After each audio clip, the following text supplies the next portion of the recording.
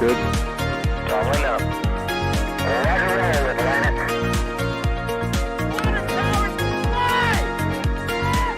Flight outside speed off. Yikes.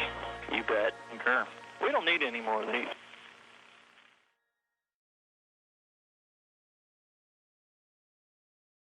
All right, folks. Give me a status check. It's early in the morning. Well, it is for me at least. It's early for the launch team down at Cape Canaveral as well.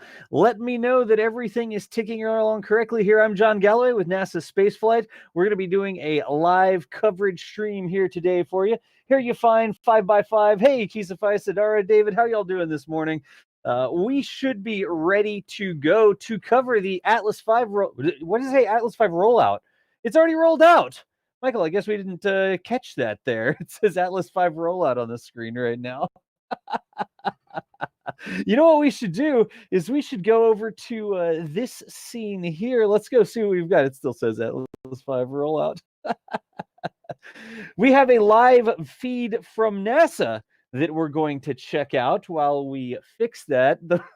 The thumbnails are so similar that I didn't notice that it still says rollout. Nobody would have even noticed if I hadn't said anything. But thank you for joining us this morning. We are just about an hour and 10 minutes away from the launch, the opening, the first chance of the launch here for the Mars 2020 mission carrying the Perseverance rover. Chris Gebhardt with NASA Spaceflight is actually headed out to the ITL Causeway at Cape Canaveral right now to get our NSF remote camera set up. Not remote camera like is at the pad, but the remote camera like you would, we have our live feed from the ITL Causeway over there. Yeah, rolling to Mars. It's rolling to Mars. Yeah, and this feed that we're getting from NASA right now does seem like it's pretty low FPS, but that is what we are getting from NASA. Just stand by for just a second here while we get everything taken care of. Again, if you're just joining us, we're going to be doing some live launch coverage. Chris Gebhardt is rolling out to set up our own live stream camera. And in the meantime, we've got this view of Launch Complex. It's actually SLC, Space Launch Complex 41, United Launch Alliance, that Atlas 541, sitting on the pad, already well into its countdown to send the Mars 2020 mission with the Perseverance rover and the Ingenuity helicopter, actually on its way out to Mars today. So let's make sure everything's ready to go. No, yes, the subs. I saw the sub count as well. I did see the sub count. I did. So stand by for me, and I'm going to check in with Chris Gebhardt, see where we are, and we will get ready to roll on this here. All right. Looks like Chris Gebhardt has actually arrived at the ITL Causeway out there at Cape Canaveral. He's going to be getting that camera set up for us, and we should have that online in just a minute.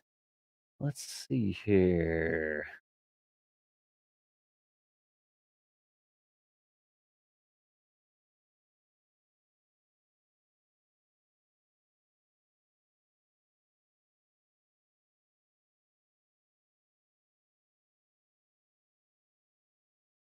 There we go. All right, much better. Again, like I said, Chris Gebhardt is setting up our NASA Spaceflight remote camera right now, and we will have another live view from the ITL Causeway coming up shortly. But while we get spooled up, thank you again for joining us. We'll have our live feed up in just a couple minutes here. Again, that United Launch Alliance launch of the Mars 2020 mission is what we are standing by for here. Who's excited to see this thing get on its way to Mars? I didn't sleep much last night, personally. I kept refreshing the feeds, trying to see what the latest status was. Like, is it fueling? Is it fueling? Okay, good.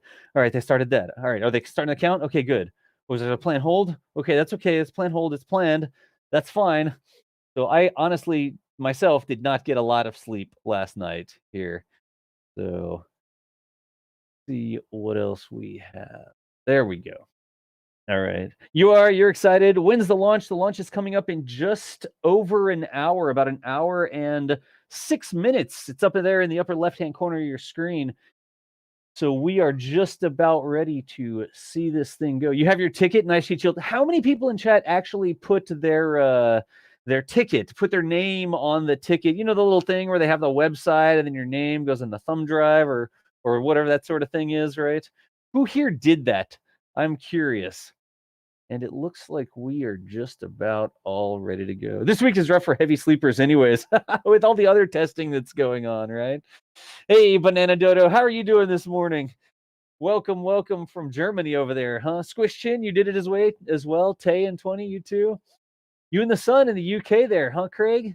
Excellent. Nikos, you have a ticket. Epic Raccoon has a ticket as well. A lot of people did. All right. Let me check back in over here. He's still getting set up. So again, we are going to have our own live feed. This feed I'm getting from NASA is a little choppy right now. Looks like this camera is actually mounted up on that United Launch Alliance vertical integration facility, the VIF, that they actually integrate the rocket in, and then they roll it out. You can see those two train tracks sort of heading from where the camera is out to the launch pad. And this camera is just another feed that we're getting there. You can see some venting already occurring, indicating that at this point, it should be oxidizer. What are we flowing into the vehicle? Liquid hydrogen tank. Aha. So the last update I got from United Launch Alliance a couple minutes ago was that the liquid hydrogen tank at the Centaur upper stage just reached 96%. So they're about to start topping that off there. But again, just over an hour away from launch. Let's pop back over this way and see if this is working. I'm John Galloway with NASASpaceflight. If you watch my Twitch stream, you may know me by a different name, but when you fill out like media credentials for NASA, you can't put fake names on there. You have to use a real name. So here we are. Leaks. I'm outed. It is what it is. Again, thank you so much for joining us this morning. It is going to be just about an hour and 4 minutes now before the launch of NASA's Perseverance rover with the Ingenuity helicopter headed out to Mars. The first aircraft to fly on another planet is what I think I've seen it billed as. I will be hosting here from the NASA Spaceflight studio. Chris Gebhardt, assistant managing editor, is going to be down at the Cape. He is setting up our remote cameras right now. We'll also have some NASA feeds and stuff like that to mix in, etc., etc. Some things to show. Go Percy, go. I like it over there. All right. So let me see. I'm trying to see what else we're missing here. I think we're all set. I don't want to be missing anything. I'm getting the real-time updates from United Launch Alliance. If you want to get the real-time updates from ULA as well, of course, ULA is the provider for this mission. You know, SpaceX, and then like Northrop Grumman, and then Roscosmos, then you've got like JAXA, like all the different people, all the different organizations that can launch rockets. United Launch Alliance is one of those organizations. I think they're sort of the organization that launches missions to Mars for the United States. I think this is their 20th? Some large number of missions that United Launch Alliance has launched to Mars over the last many years since they've been around. Let's see here. There is a link to those updates if you want it there. And there is a link to the updates if you want to follow along with those updates as well. The 20th mission. That's the 20th mission to Mars. I think they've put every U.S. rover on Mars has flown. Is that true? Flown on a United Launch Alliance rocket? Jeez. Oh, I hear some noises there. Stand by. I think I may be starting to get a live feed from Cape Canaveral. Let's see what we've got here. Let's see what we got here. Just got your boarding pass. Great commentary and coverage user Chris Brown. Thank you for the 499 curly L's there. We appreciate you. Thank you very much for the support. I'm going to check in again. I'm juggling a lot of stuff here. I'm keeping y'all company while that other camera comes online. Like I said, if you're just joining us, we're standing by for the launch of the United Launch Alliance Atlas 541, and I keep hearing things that seem to indicate that I may have a live feed. Let me go check in on that real quick. Cut back. Hey, Doc, is it me you're hearing? Aha! I think I'm hearing Chris Gebhardt. Chris, how are you doing this morning? Oh, I'm doing good. It was an early start to the morning for all of us, definitely, but we are here. And actually, Das, I'm connecting the solo right now, so we should get an awesome view in a moment of the Atlas sitting tall on the launch pad. All right, good deal. The voice you're hearing there is Chris Gebhardt. His information's right up here. You can see he's the assistant managing editor for NASASpaceflight. And we might have been getting a little bit of, we are getting a little bit of an echo there. We'll handle the echo. Don't worry about that, y'all. There we go. Now we shouldn't get any more echo from him. Excellent, excellent, excellent. I gotta put my earbud in once he starts talking. He snuck up on me there. That was my bad. I try to do that every once in a while to you, Das. You try to sneak up on me? Nice. You know, one of the great things about driving in under Caravan in the early morning hours is there's nobody else here. So, so it goes a lot quicker. So I don't want to jump in your ear too early, Chris, if you're busy setting up, but if you're ready to talk, you just drove into the ITL causeway, right? We did indeed, yes. And Dasa, my solo is up, so I don't know if you're seeing it on your end, but on my end, it's saying connected with 8,000 kbps, just FYI. All right, stand by. I'll check it for you. I am right. getting the signal. Let's see if we can actually bring up that live feed from you here. Stand by just 1 second. Cool. NASA Spaceflight Remoto 2 is online. There you go right there. Chris, your camera is live and it looks fantastic this morning. Well, look at that. Yes, I've had to clean the lens a couple times to keep dew off of it. So it's one of those mornings. It's one of those nice early summer Florida mornings where it's actually very, very pleasant outside. The sun is actually, I wish I could move the camera and show you, the sun is actually just rising over pad 37B where the Delta IV Heavy, another United Launch Alliance rocket, is sitting on the pad for its flight next month. And the sun is literally rising up dead center over its horizontal integration facility. It's gorgeous here today. But lots of moisture on the ground, but no moisture where we're really concerned about it right now. There are some cumulostratus clouds out over the Atlantic, which is normal for this time of year, but directly over the pad and the Cape, where we would really be concerned about weather, it's almost crystal clear. It's almost exactly what we would want. So it looks like that 80% chance of good weather is, at least right now, materializing, which is nice. Yeah, that was the last weather update I think we got, was 80% sometime over the course of the night. Are we expected to get another weather update before the launch? We've just passed 1 hour, 59 minutes there. We should actually, yes. At some point, ULA over there, once their feed goes live and we can broadcast their launch director loop out to everyone, yes, they will.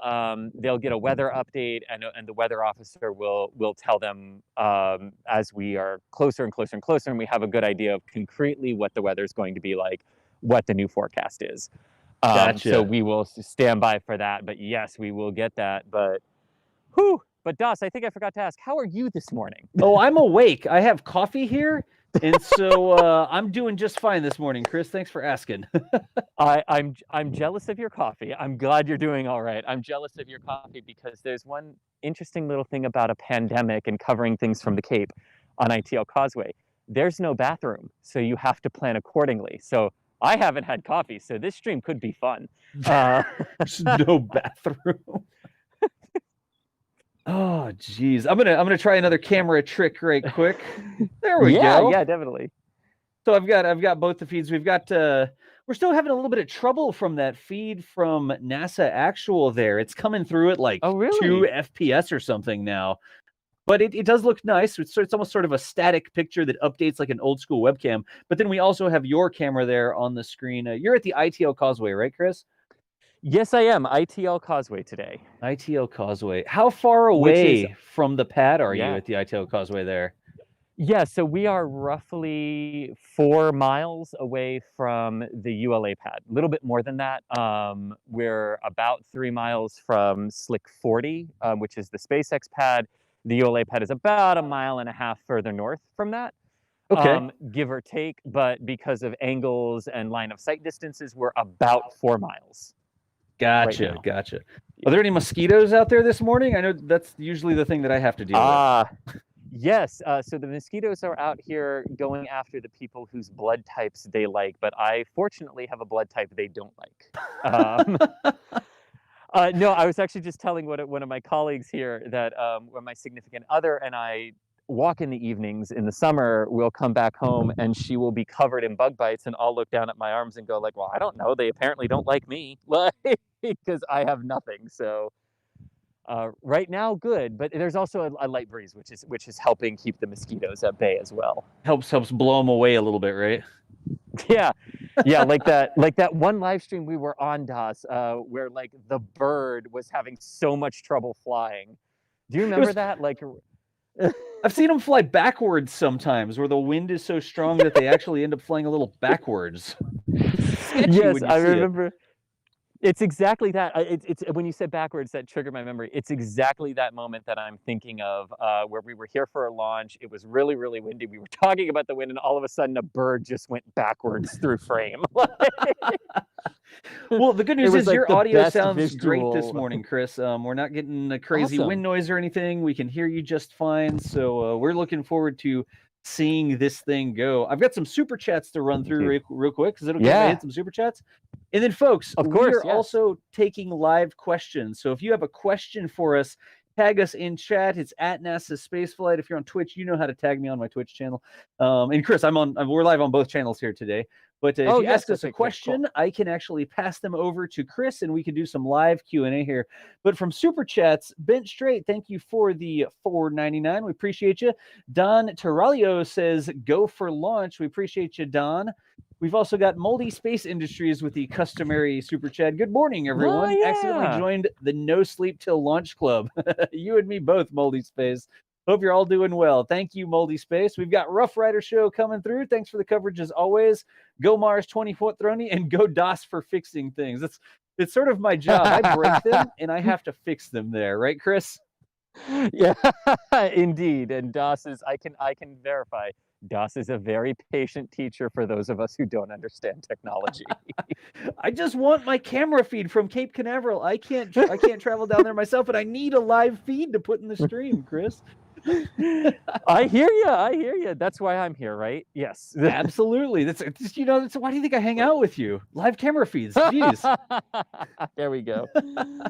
There we go. I am playing with the exposure here, so as you see it change, that's what I'm doing. I'm getting the exposure set to manual focus so that it's easier to track the rocket as it lifts off the pad this morning. So that's what you're seeing as I'm going through the various focusing things here right now. Yes, it got very bright, and then I was hoping there wasn't a problem with the RTG, and I know that that's not how it works, but it just sort of went nuclear bright all of a sudden. So it did. Emotion. Yeah, thank you but I think we're good right now.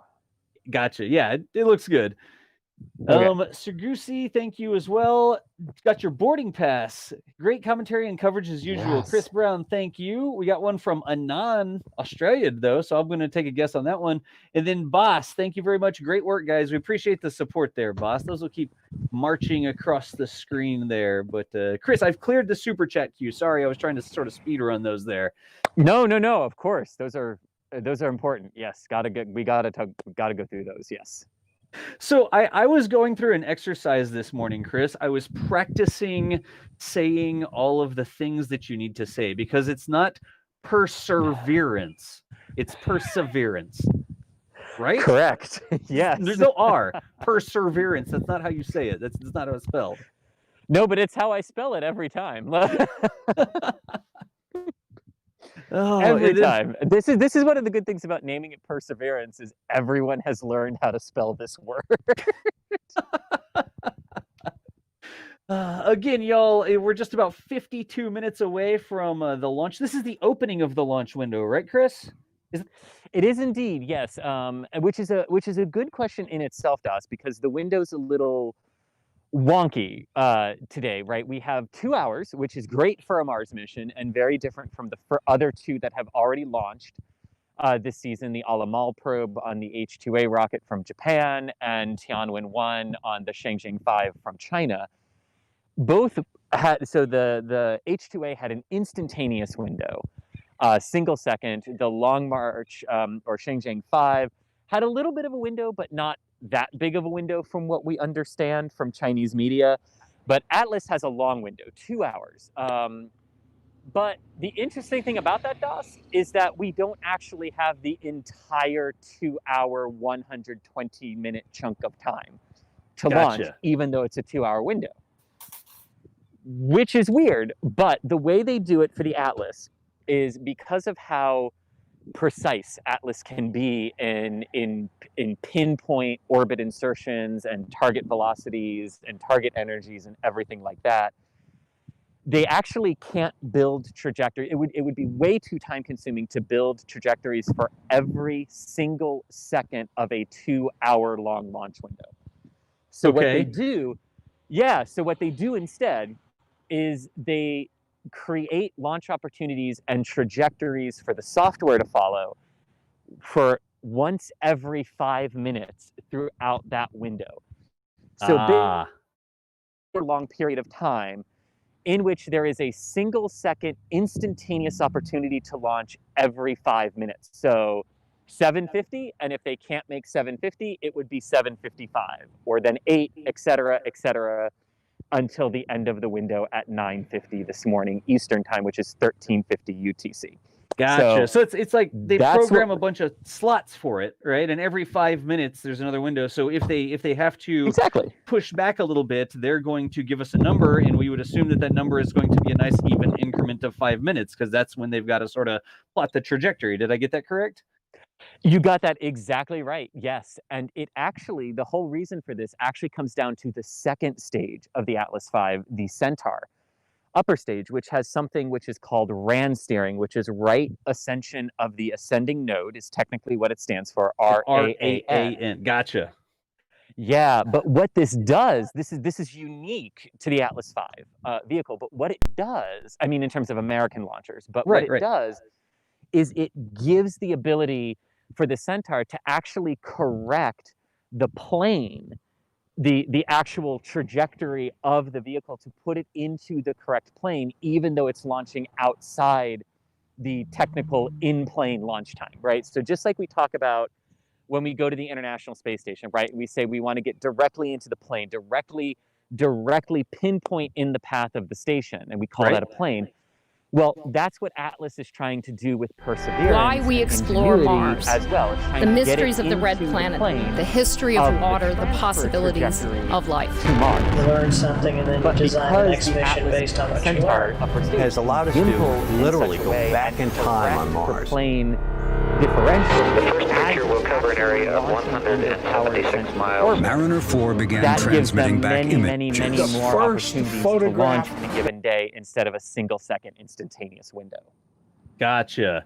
And for just a second, I've got the NASA, the official stream online now. You may have heard the audio for a second there, y'all. That's resolved. NASA all of a sudden went live and started playing the audio in the background there. So we should be good to go. Awesome. Now we that know should that mean feed is ULA is live. up too, so that should mean we've got the launch audio now, which is great. Yeah, we're bouncing all of these things around here this morning. Yeah. Yeah, but hey, at least it's just one stream, right, Das? Yeah, exactly. too many streams coming in all of a sudden. Jeez. Yeah. Well. So while you're doing that, I want to talk a little bit about the trajectory and the path that the Atlas will follow today as well.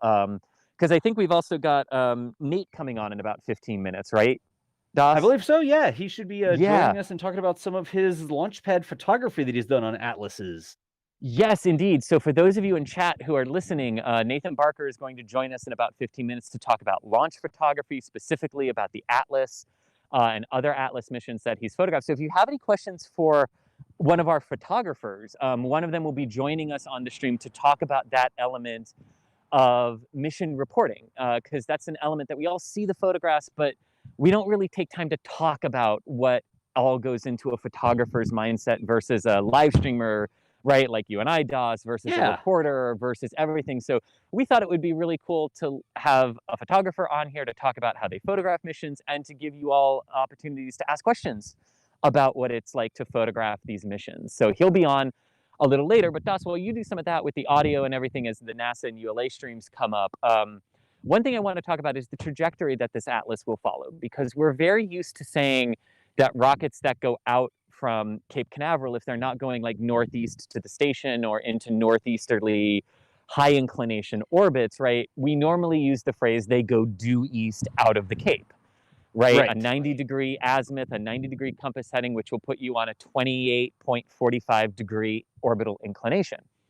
But that's not what this mission is doing. This mission is actually going a little bit south of due east. So it's actually going east-southeast out of the Cape. So if you look at a map, right, it doesn't go straight out from the Cape. It actually hooks down a little bit toward the northern part of the Bahamas.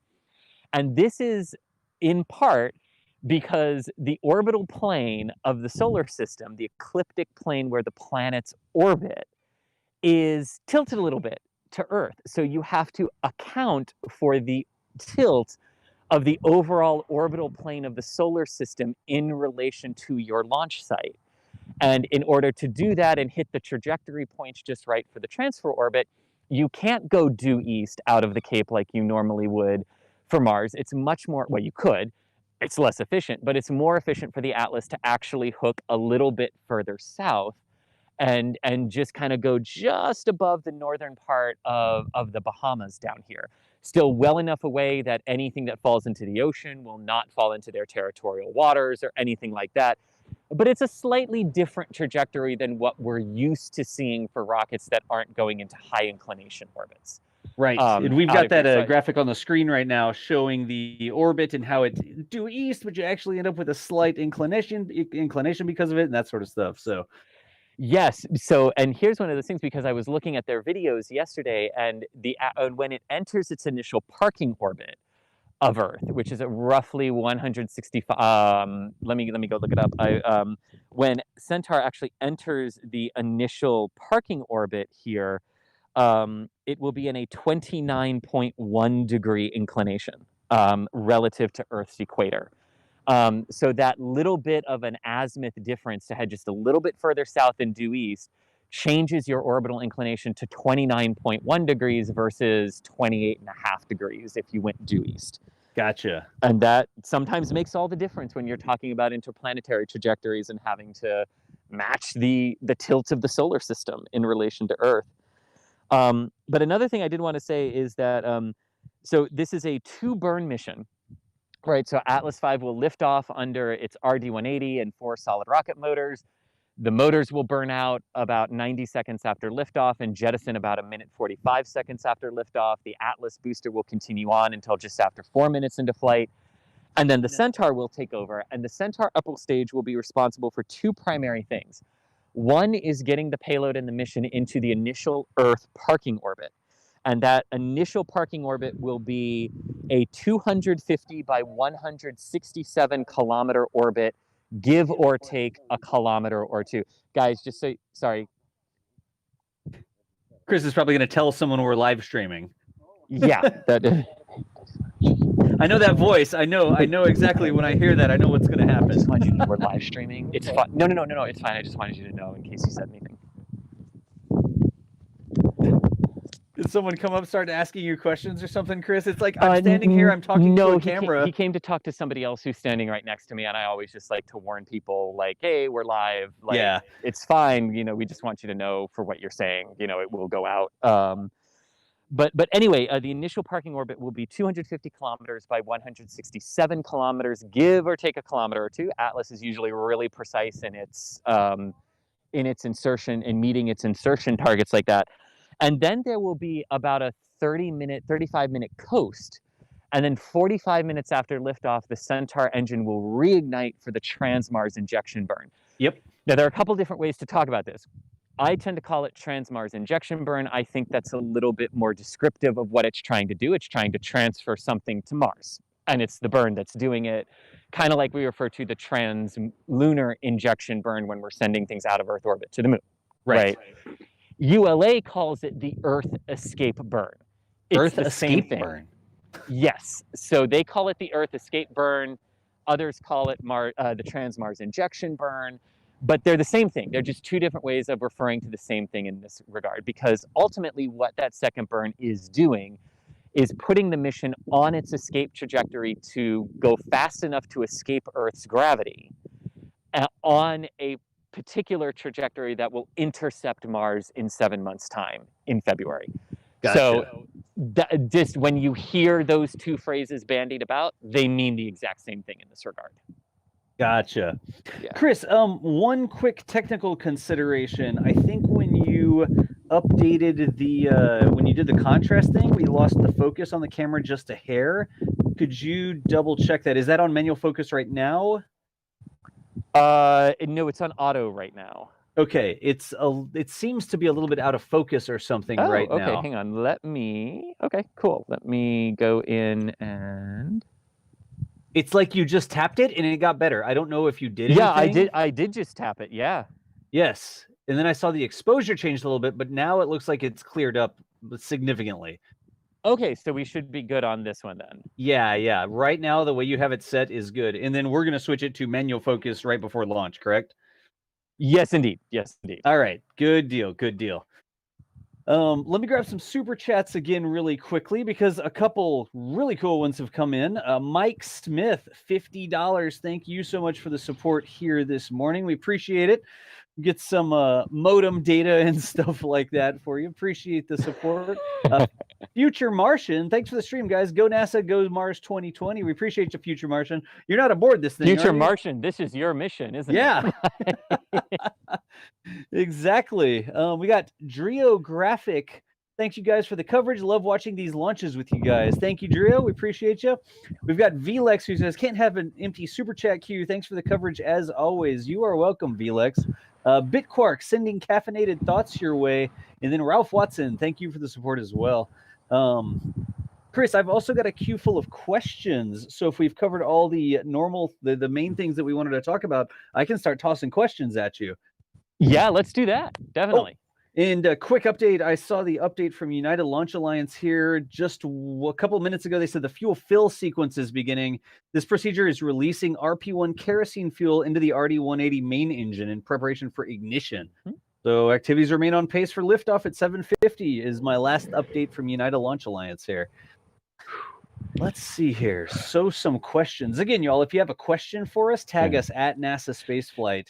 And one thing about those questions that I do just want to say is we might not get to all of them before liftoff and launch. Yep. But stick around because we're staying live. I'm staying right here on the ITL Causeway. We're staying live through spacecraft separation, which is just under an hour after liftoff. Yep. So we've got a lot of time for questions. So if we don't get to them before liftoff, stick around with us. We will after it's in its parking orbit.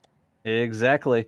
We already talked about this one earlier. Laszlo said, when will the launch window open? This first part is the beginning of the window, right? So just under 40 minutes now at 7:50 a.m., 50 a.m.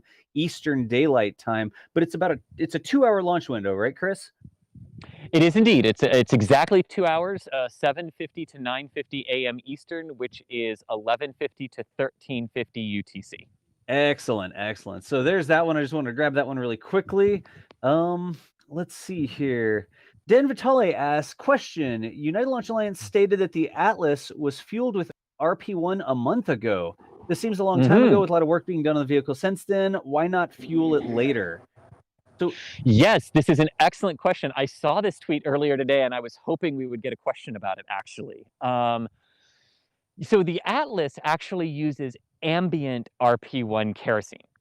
And once it's loaded, it doesn't really boil off.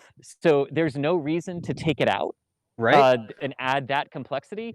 Once they loaded it in for the wet dress rehearsal last month, there was no real safety hazard because it's contained within its tank. You know, there's a little bit of an increase in risk, but not significant. And there's just really no need to detank it of its RP1 kerosene because it's ambient. It just kind of sits there in the tank. So they were able to do that and not have to detank and not have to refill it. The normal way fueling for an Atlas works, like if this mission had not done a wet dress rehearsal, is when it rolled out 2 days ago, they would have put the RP1 kerosene in that day and then just let it sit there for 2 days. Right. The actual only like real hardcore fueling that takes place on launch day is the liquid oxygen into the Atlas and Centaur stages and the liquid hydrogen into the Centaur. The things that need to be compressed or cooled, because RP1 is just like space grade kerosene, right? So it can sit. Exactly. It's normally a liquid at normal pressures and temperatures, so they don't have to do any special handling for it beyond it, like trying to cool it down or pressurize it or whatever, right?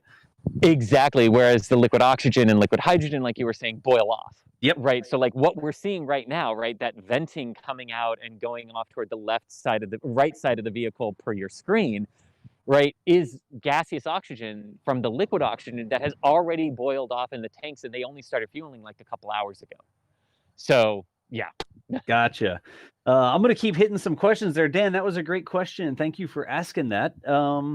Here is a good one. Angus asked, what happens to the Centaur upper stage after payload SEP? Where will its trajectory take it? Yes. So I'm going to start with the honest answer, and then I'm going to go with my joke answer for it, or my slightly humorous answer. Real answer is Centaur will be on the Mars transfer trajectory with Perseverance and Ingenuity and the aeroshell that they are within.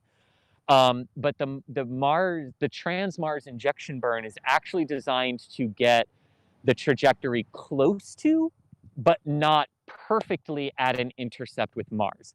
And the reason for that is so that in 7 months' time, when Centaur and Perseverance get to Mars, Centaur is on a trajectory where it doesn't intercept Mars, and it just continues to orbit the sun until 5 billion years from now when the sun explodes, and the whole solar system is done. But the way that trajectory is corrected en route actually happens on the cruise stage of the aeroshell, which has little thrusters and everything that can nudge the trajectory to its perfect alignment for the Mars intercept, so that Perseverance hits the atmosphere and lands, and Centaur just flies right on by. Right. So I'll ask, sort of follow-up question, why don't they just crash the Centaur into Mars and let it burn up? I mean, it seems like we're littering the solar system by just letting it fly around. Yeah, that's a great question. So Thanks. the rover, right? You're welcome.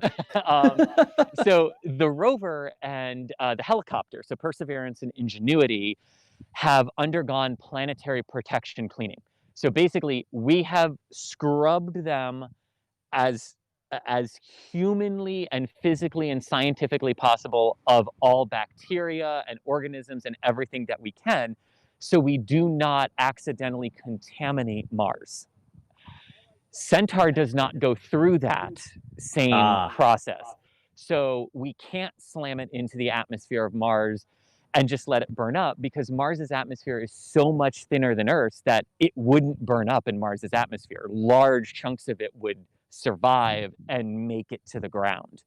Right. So we can't do that. We can't dispose of things in Mars's atmosphere like we do in Earth's atmosphere, because of the different densities and how thin Mars's atmosphere actually is. Gotcha. So that's why that's what's the end goal for the Centaur upper stage, is to sort of drop the kids off at school as it goes whizzing by. If you recall my sound effect of last time. Yes. It's just going to go right by Mars and end up in that heliocentric orbit, like you said. Let's see here. Here's another question.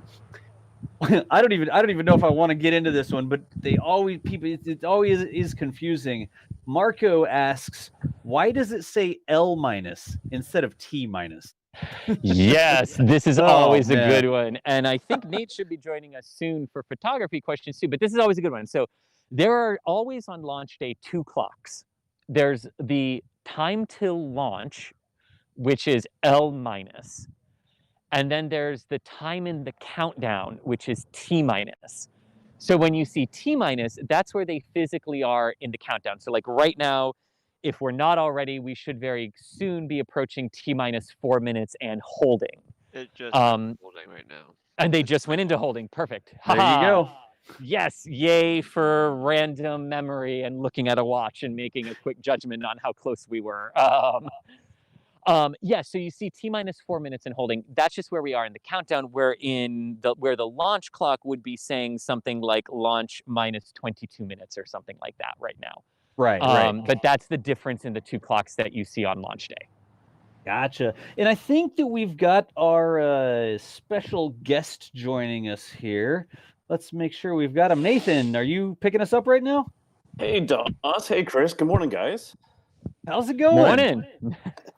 It's going good. It looks like a beautiful morning down there, Chris. Oh, it is. It's absolutely gorgeous. In fact, I want to zoom out, actually, since you said that, to show you how clear it actually is here right now. Look at that.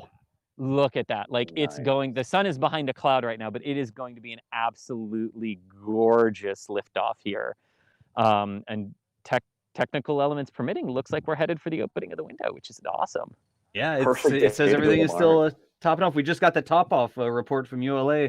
All 3 cryogenic tanks on the rocket have been topped off to flight level. So they have a fully fueled rocket standing by right now.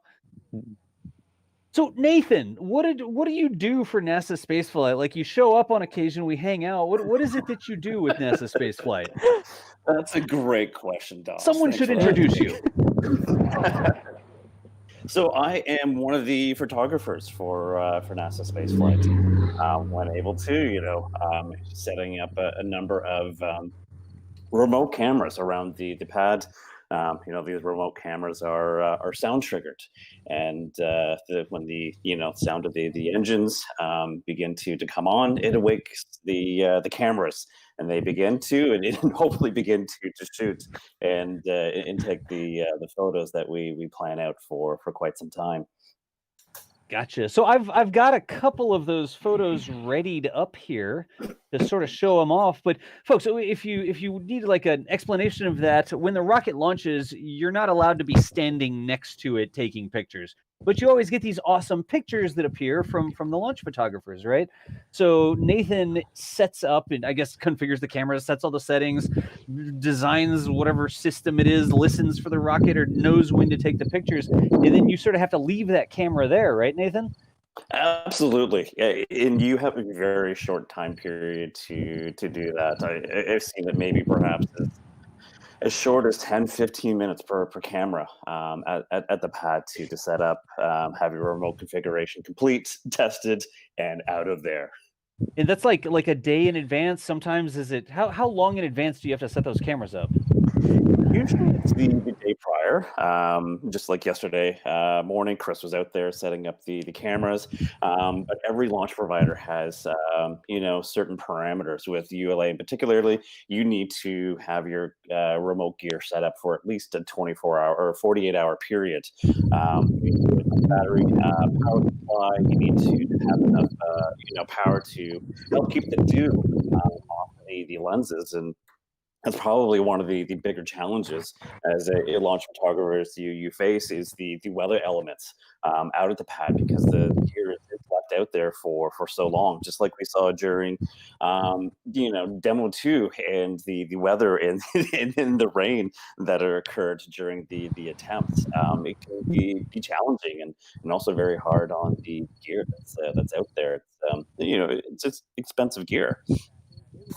Yeah, so I've got one of these pictures readied up here. Let me see if I can bring this up over here. There you go. We're not going to lose the live feed of the rocket there. I guess that accurate. The bottom of the picture is still correct because it says Space Launch Complex 41, and this is actually a picture of Space Launch Complex 41, right? Absolutely, and this is kind of a great example. In the time of COVID, I'm at home. I live in Toronto, Ontario, Canada. So I had left gear down with Chris prior to all of these events happening in March, following the last launch I attended. So this is a great example of what I provide to Chris as a framework of, hey, here's the type of image that I want to create and capture for this particular launch. And I gravitate towards certain areas at certain launch pads. 41 has a lot of dynamic areas to capture, with the towers, with all the ground support equipment. I particularly love this fuel tank. It has something to do with the round shape of it. Everything else is very tall. I love that particular contrast. So yeah, this is part of the stuff that I provide to Christy, and he's saying, hey, let's try and get this type of shot. This what hopefully will look like, and then he heads out there and stakes the camera in place. So this is sort of like an example. Do we have a camera set up in a position like this for this launch, or this is just an example? Or because this isn't this launch, this is AEH-5, I think. Correct. That was about a year ago. So I'm wanting to replicate a very similar type of photo here. That launch was, I believe, early in the morning, pre-dawn, so it was still quite dark. Of course, with a 7:50 in the morning launch, we're going to have some nice sunlight and some nice color. So we are trying to aim for something a little bit similar to this particular image that we're seeing here. I think we have an example as well to what that image does look like at launch. Yeah, One of the absolutely. biggest challenges I feel anyway is the solids, and especially these ones, the AG 60As, for whatever reason, the composition versus the gems, they are a brighter white at launch, and that exhaust is expelling out of those SRBs at such a high rate, and can be challenging to control a lot of that light. But yeah, as we see here, this is what I'm attempting to capture, but of course with some nice morning light upon it. Yeah. And when you say attempting to capture, I mean, at the beginning when we were introducing you, you're not actually at Cape Canaveral right now. You're up in Canada, aren't you? Yes, I'm sitting in in the living room of my condo in Toronto. So So you left a camera with Chris, you shipped a camera to Chris or something like that, and then Chris went out there and set it up for you. Is that right? absolutely, I think I had left some camera gear during after Solar Orbiter. I think was the last launch I was able to attend. So it's been, that camera, the Canon 7D Mark II's been down there in Chris's capable hands for a few months now. Gotcha. And And so he's been doing a good job. yeah, you tell him like, "Oh, well, here's the approximate position, and here's kind of how to point it, because here's an example picture, the first picture we saw," and then you give him all the settings and everything like that, and he's got just a few minutes per camera, right? Because he's setting up cameras for a couple different people. With COVID, we're only allowed one person out there to set up cameras, so multiple photographers will leave a camera with Chris so that he can place the camera for them, right? And he's A- got to know the settings to set Absolutely. up that you tell him in advance, right? Absolutely, you got it, Doss. It's, kind of, again, the NASA spaceflight team, coming to you together to provide you all with as much content as we can as possible when things are limited during these different times we're going through. Gotcha. And this is like, again, this is not a position where a person can take this picture from this position. This is a remote, an automatically triggered camera that you set for United Launch Alliance 24 hours in advance. I've got one more picture here, Nathan, that you provided, and this is sort of one of those super close-up engine shots. I don't even know how you Yes. take these pictures. These are insane. Like, how do you know what settings to set on the camera a day in advance, and you just leave it out there and the camera magically it's not magic, clearly, technologically takes this picture? How do you make this happen? A lot of it is, trial and error in regards to settings. Some photos turn out well, others don't. I had the opportunity to shoot AEHF4. I kind of liked what I got from when it came to an engine photo, but I knew there was so much area of improvement. So it's, hey, looking at the settings, what do I need to change? What would I like to change? From the settings is well, from the perspective, what angle do I want to be looking at the rocket here? And it changes every time. Like this one here, we have 5 solids in this picture. Today we have 4 solids. We see them, with Starliner 2 and Solar Orbiter with 1 solid. The dynamic changes so much. And it's not like the sort of thing you can practice at home. You don't have any rocket engines or SRBs in your backyard that you can light and practice with the camera. Are there any tricks that you use to set these things in advance? Like you try to take a picture of a fire or a flash, or I don't know. Is it just you have to set a camera pointed at the rocket and try it, and then wait for the next launch and try it again, and wait for the next launch and try it again? I mean, anything you can do at home. You mentioned fire, and I live on a farm, and sometimes you have controlled burns, and so that was one of the things that I had done, and it was at night. So I was using a lot of the dynamics of the challenges of night photography and the exposure limit. So I was really trying to just focus in and getting a better understanding of what kind of shutter speed that I would be looking for. And then there's a great community of other launch photographers, and really kind of, hey, reaching out to them and saying, this is what I've been able to kind of find out. What do you think? What are some suggestions? Yeah, God, I gotta make a couple comments about this picture right now, because you mentioned shutter speed, and I sort of glance at this picture, And whatever shutter speed this was fast enough to capture all the falling ice really crisply. You can see all the little pieces of ice that are breaking off the side of the rocket. But then if you look at the exhaust has sort of a flowing effect to it, right? So the difference in velocity between how quick this ice is falling and the shutter speed that sort of freezes it in place, but that same shutter speed makes the exhaust looks like it's flowing. You get a little bit of, was it blurring, or what's the right terminology there? It is like an intentional sort of effect, is it? Well, there's so many different speeds. You look at your RD-180s, you know, the exhaust is coming out there, and the solid and the ice, everything is moving completely different. Along with the rocket, like this photo here was a shutter speed of 1/8 thousandths of a second. Ah, I just the amount of guess, test, and revise and experience takes to put a camera out there and teach the camera the correct settings and put the right piece of equipment on it to take this picture in just the right amount of time so that you can come back and then release something like this to the world, taken from a position that no one could safely be when this puppy takes off. That's really cool, Nathan. Thank you so much for joining us here and giving us a little bit of information on how these remote camera shots work. Did I miss anything there? I think it's about time for us to go check back in with Chris Gebhardt. I think we're good to go. Let's see if we get Chris Gebhardt back on here. Chris, you there with us? Yes, I am indeed. Aha, Nathan, you still there? I am, yes. Okay, cool. So, Chris, I think we had about 15 minutes with Nathan there, right? Yeah.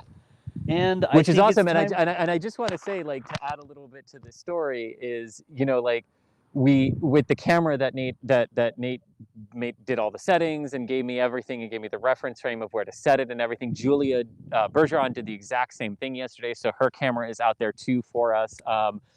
But you know, it's interesting because Nate, you left that camera here as just kind of a like, oh, in case there's ever a mission where like there isn't a photographer who accredits or like last minute can't make it.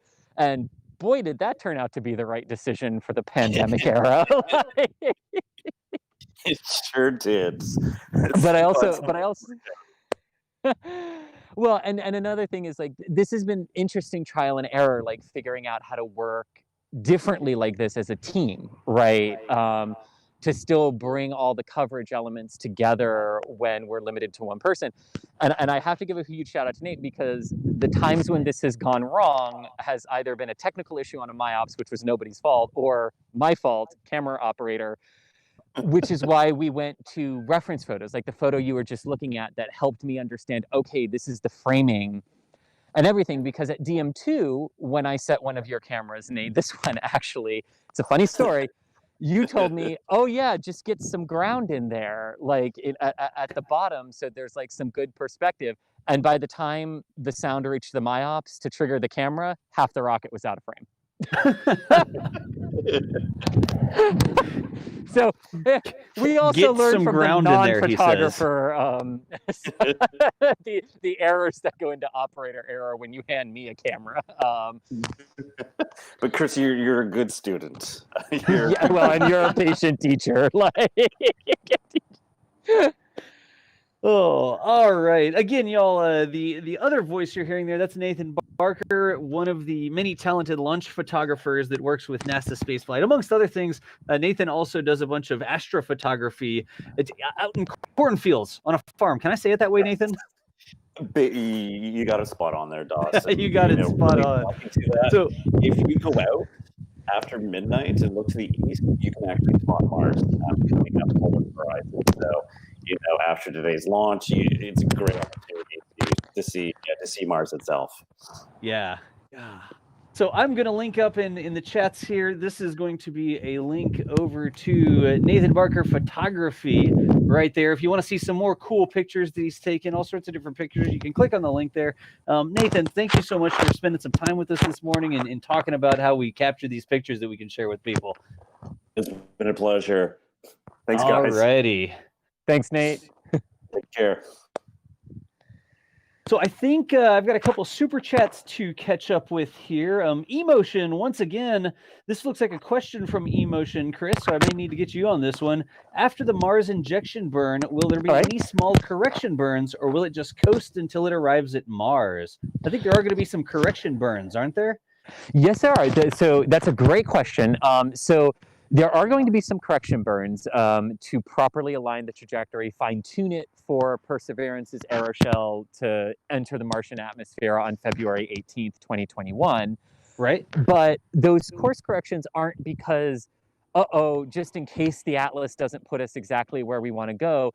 It's actually because the Atlas has to, we were talking about this a little bit earlier. It's a great question because it's an important part of this mission. The Atlas Centaur upper stage actually has to do the trans-Mars injection burn in a way so that the Centaur misses Mars in 7 months because it's going along for the ride as well. So those course corrections are actually by design in the mission so that one element misses the planet and the other one lands on it. Gotcha. Yeah. Oh. Okay, it might have just been because my earphones were scratching against my shirt. Let me rearrange real quick. Yeah, gotcha. Which we're getting some pretty hefty scratching noises there, so we'll get that handled real quick, y'all. Thank y'all for pointing that out there.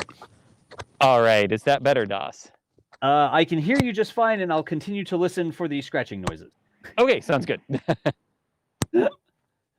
Okay, so we are just over 15 minutes from launch here. It says 15 minutes and 14, 13, 12 seconds there. Continuing to count down, the latest update from ULA just now says there are console operators monitor their systems. No significant issues are being worked at the present time from ULA, the latest update. Awesome, and I just want to zoom back out again. Look at that epically clear sky that we've got here. Oh, absolutely gorgeous. This should be an epic tracking shot, as well as Atlas heads up and downrange. Those 4 solid rocket boosters are just going to provide an absolutely epic contrail to follow through the sky. Yeah. With the SRBs, with the 4 solids on there, again, this is an Atlas 541, so it's got 4 SRBs on it, the solid rocket motors. ULA calls them strap-ons, or strap-on motors, SRMs. Yes. But they put out this big, massive smoke plume that's going to follow this rocket. It almost looks like the rocket is riding a pillar of smoke into space. And so with a clear sky like this, with no clouds to punch through, this is going to look, I'm going to use the term crazy. It really will. It really, really will. And of note, while we're talking about the solid rocket motors, because Nate was talking about how he has to plan differently if they're the AJ60s, which are on the Atlas today, versus the GEMs, the graphite epoxy or GEM motors that Northrop Grumman uses that are flown on the Deltas, or that were flown on the Delta rockets. But the next Atlas mission, no earlier than September for the National Reconnaissance Office, will actually switch away from the AJ60 solids from Aerojet Rocketdyne over to GEM 63s from Northrop Grumman. And then there will be a couple of Atlas missions in 2021 that will use AJ60s. And then beginning in 2022, a complete changeover for everything going to the Northrop Grumman GEM 63s. So Atlas continues to evolve, even though its replacement or successor is currently under development. I think that's awesome. Yeah. And I've got this from ULA just real quick. I'm going to put up the launch visibility map on the screen. So if you're in different areas of Florida and even up to the southern parts of Georgia down there, I mean, all the way up to Jacksonville there, up to Savannah, it looks like you'll actually be able to see the launch. And the rings there show at T plus how many seconds the rocket will actually rise high enough for you to see. I'm going to put this link to chat, or put this link in chat as well, so you can see a little bit closer up. But if you're anywhere in Florida, if you're, I don't know, watching from the Bahamas right now, all the way up to Jacksonville, Savannah, Georgia, oh my God, just barely can't see it in Charleston up there, but you might be able to step outside and see this thing. With as long as the SRBs are going, you're probably going to see a pillar of smoke at the very least. I'll put these links in chat. So solid rocket motors, when you're looking at that, so the solid rocket motors will burn out 90 seconds after flight. So wherever you see that 90-second ring, or that minute-and-a-half ring, if you're beyond that, it might be a little more challenging because they'll just be on the liquid fuel engine. Gotcha. At that so point. Orlando for sure. All the way down yes. to Port St. Lucie, and then all the way up to Daytona Beach, it looks like, is where you got 90 seconds, so you'll see those SRBs. Yeah. All right, good deal. So I've got some more questions standing by. Super chats, Levaco, thank you for the support. And Jala J. Oh, Jala J says congrats on the 100,000 subscribers. Oh, we made it! Yay! Less than a year. At this point, we've sort of blown it away, Chris. There's almost 10,000 people watching right now, and we are well over 100,000 subscribers on the YouTube channel. Less than a year in operation and 100,000 subs, man. Wow. Well, 100,000 subs, that's amazing. To the 10,000 of you watching, absolutely amazing. This is the part that makes DOS freak out. Let us know where from around the world you're watching from. Oh, geez. I'll read some of them.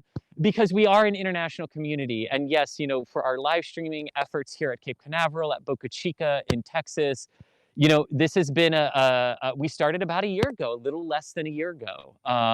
So to get to 100,000, just from the bottom of my heart, thank you to everyone who has hit subscribe. Thank you to everyone who has given us a super chat.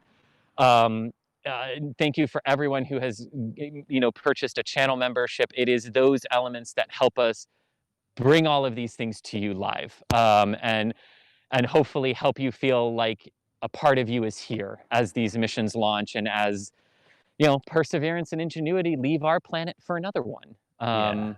Thank you very much. That means the world to us. Absolutely. And I am readying these other feeds here, making sure we've got the other feeds ready to go. Yeah. So I'll take a minute to talk about the terminal count. That will be T-4 through liftoff for a second while you do that, DOS. Sure. So Atlas V is currently in its T-4 minute and holding mark. We should be coming up here momentarily in about 2 minutes on the go, no go poll, which I know we want to play that audio live. Yes. Working on that. I think I can hear them talking in the background, or I can hear someone in the background actually on my audio. But they'll have their go, no go poll, which will verify that all ground systems and vehicle systems, range assets, and space assets as well are ready for liftoff of the Atlas V. And if we get a clean green board, they will proceed down to liftoff at 7:50 a.m. Eastern Time, 11:50 UTC.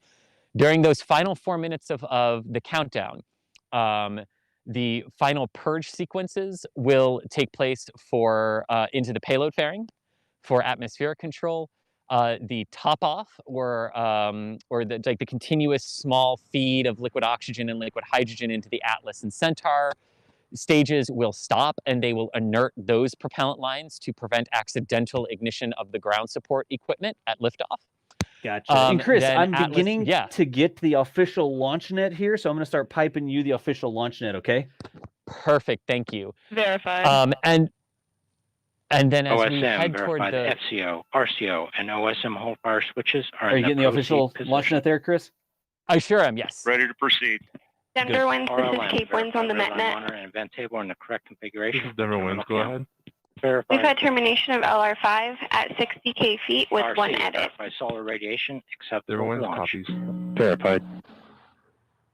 And Chris, how much of this? It sounds like they're going through regular checks right now.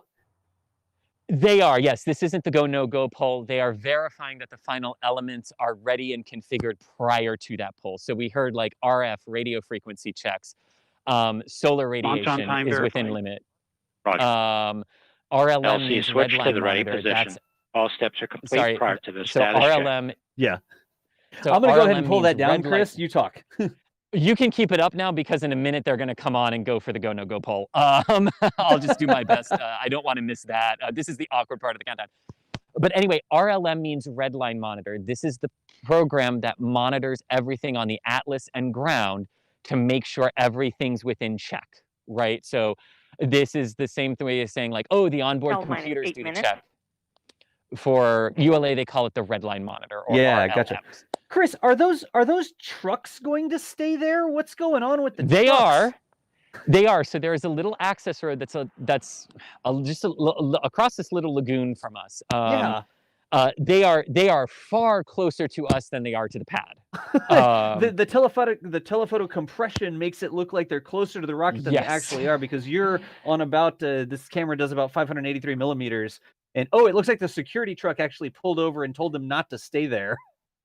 Which fair. There are vehicles on that road though during launches, so it might just be that particular place they couldn't stay. But yes. But we should be just a fraction of a second away from the pole here. Yeah, I'm listening to it. I'm not sure if on this feed we're going to get a graphic about the go-no-go pole. So we're sort of juggling feeds here, and what we thought we were getting on one feed. Atlas system. Here we go. Go. Hydraulics. Go. Pneumatics. Go. LO2. Go. Water. Go. Septar systems. Propulsion. Go. Pneumatics. Go. LO2. Go. LH2. Go. Gas.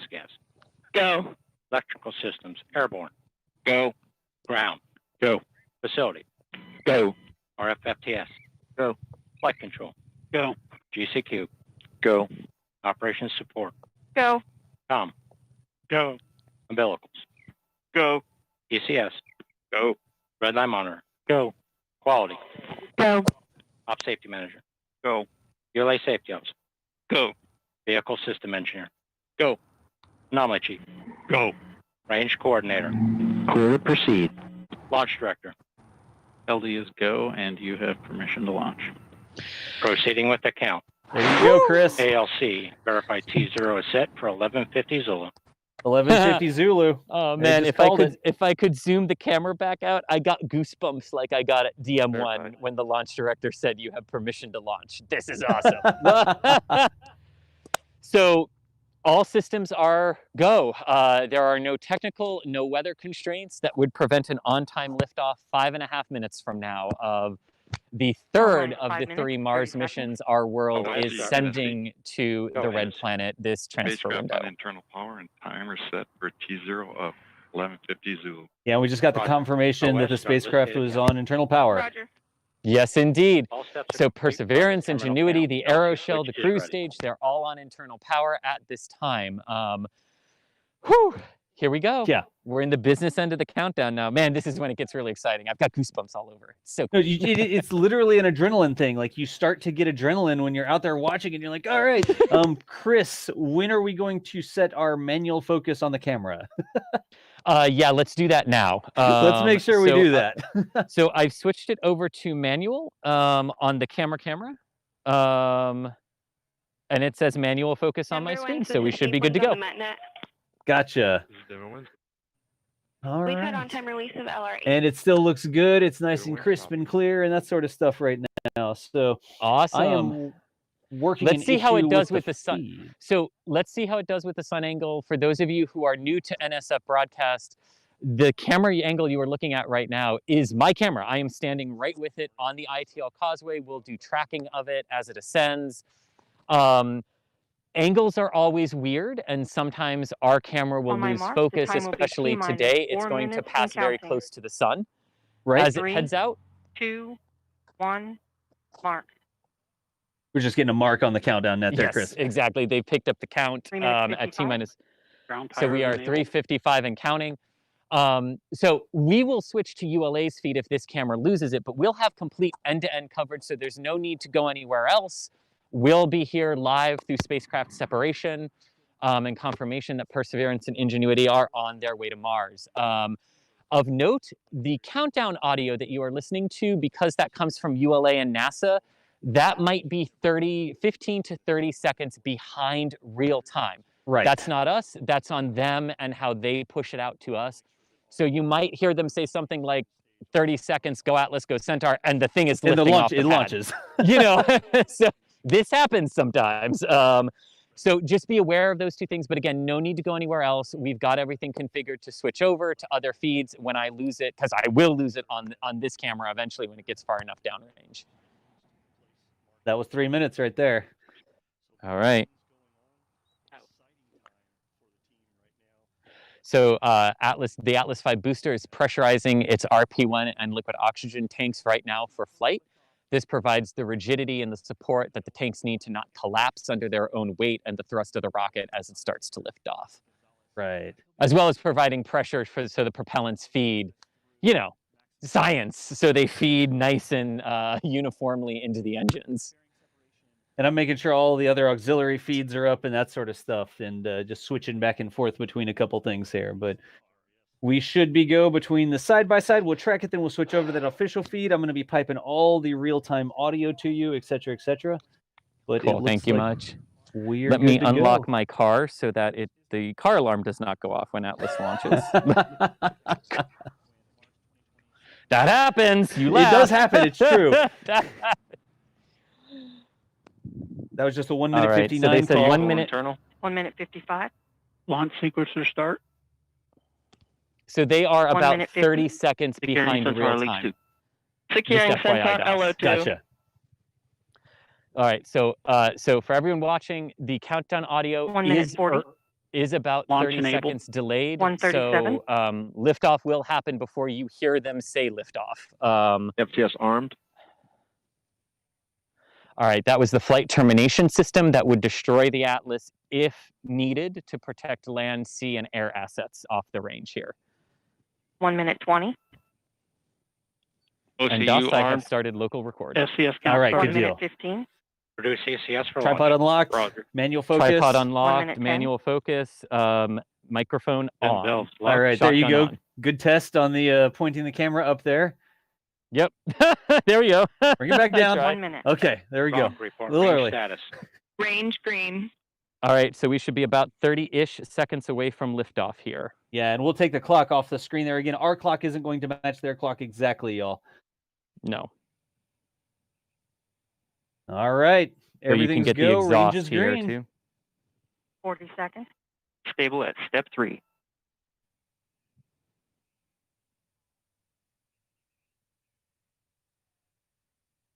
Here we go, RD-180 ignition, 28 booster seconds. ignition, and ECS reduced liftoff launch. of the Atlas Roger. V with 25 Perseverance seconds. on its way Status to check. Mars. Go Atlas. Go Centaur. Go Mars 2020.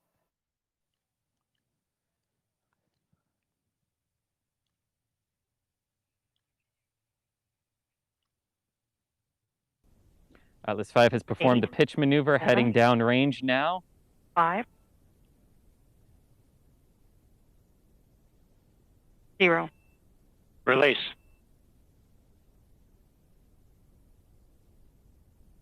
Wow.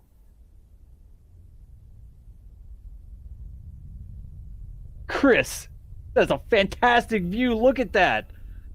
And Atlas TU has gone to closed loop control.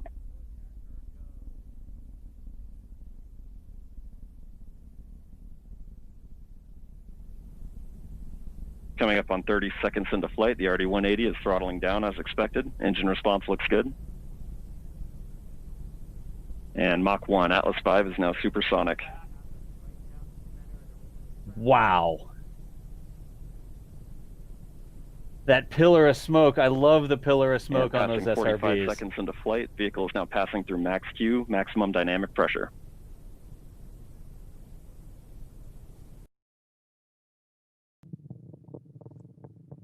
Gosh, so beautiful. Arced completely up and over the sun from our perspective and vantage point here. And passing Just 1 minute still into flight, going the on, RD-180 is throttling Look back at up as Atlas. expected. Engine response looks good. Oh, yeah. So At we this are time in we are flight, approaching the SRB chamber solid pressures rocket remain motor nominal. The RD-180 burnout pump and speed and separation fuel here. injector pressures And we've are got the responding super well to zoomed in demand on the version. Oh, engine. they switched off of it. Standing by We're for going to see the SRB burnout SEP. shortly. Stand by, y'all.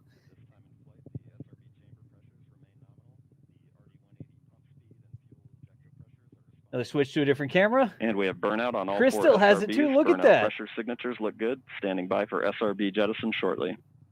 They carry the SRBs for just a second here.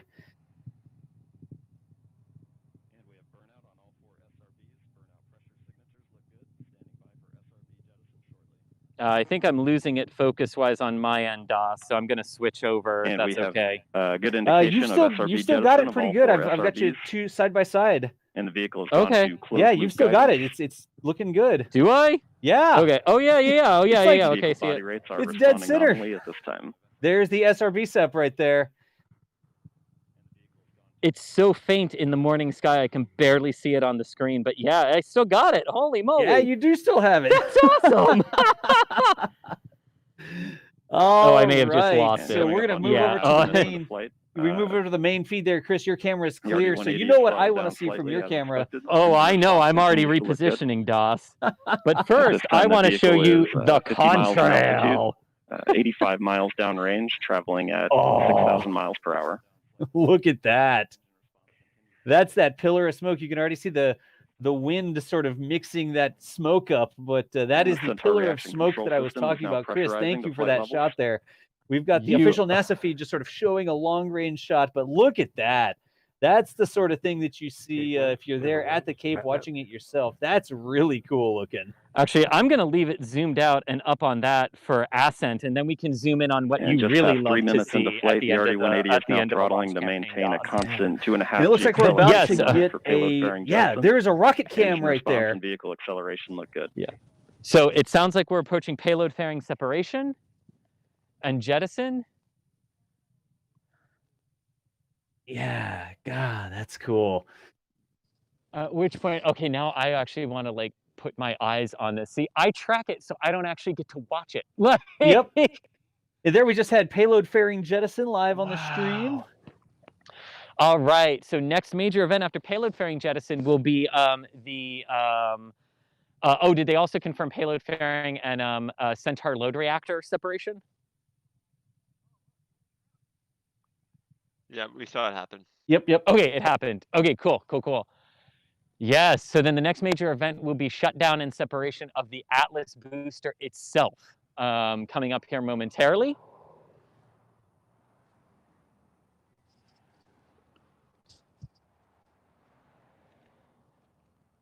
They're standing by for Bico, Chris. They just did the call. I'm going to go ahead and mute the launch audio there, and we'll just repeat what we hear on the launch audio. Every now and then, I know that we talk over them. Yeah, because it's so delayed, Yeah, that's the audio feed I'm getting from ULA is so delayed. We never know what's going to happen. But right there, we just got Bico, and we saw the SEP. This is now going to be the Centaur engine. Right here, that RL-10C1, isn't it, Chris? RL-10C1? Yes, RL-10C1 for this mission, yes. Look at that. Everything's still looking good according to United Launch Alliance. That stage receding into the distance. Wow, that's crazy. Isn't it? So now that we're on the Centaur and the RL-10 has ignited, this burn will last until about 11.5 minutes after liftoff, which is how long it will take the Centaur to finish the job of getting the vehicle itself and Perseverance and Ingenuity into the initial Earth parking orbit, which is roughly 250 kilometers by 167 kilometers, inclined 29.1 degrees to Earth's equator. That is what they're aiming for here at the end of that burn, and then that will be followed by, for about 30 minutes, by a coast period, and then 45 minutes after liftoff, we'll have the reignition of the Centaur upper stage for the Trans-Mars injection burn. But those are the major milestones still remaining here in the flight today, and payload separation is expected roughly 57 minutes after liftoff. Yep, and we've got another update from ULA here. The latest news: the 502nd RL-10 engine is performing well with good operating parameters. First burn by Centaur will last 7 minutes. They're saying. Yep. Now, what is absolutely incredible, right, is I was looking at this on their video feed. So the Atlas V booster gets them to like 5 meters per second, gets them to about 5 kilometers per second velocity, and the Centaur does the remaining like 2.7 kilometers per second velocity change. Right.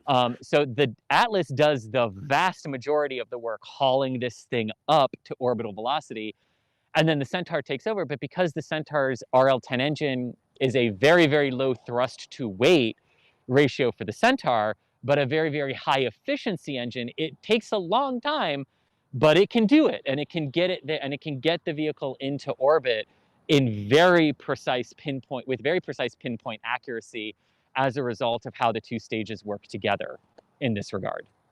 Yeah. Gosh. Again, y'all, updates from ULA.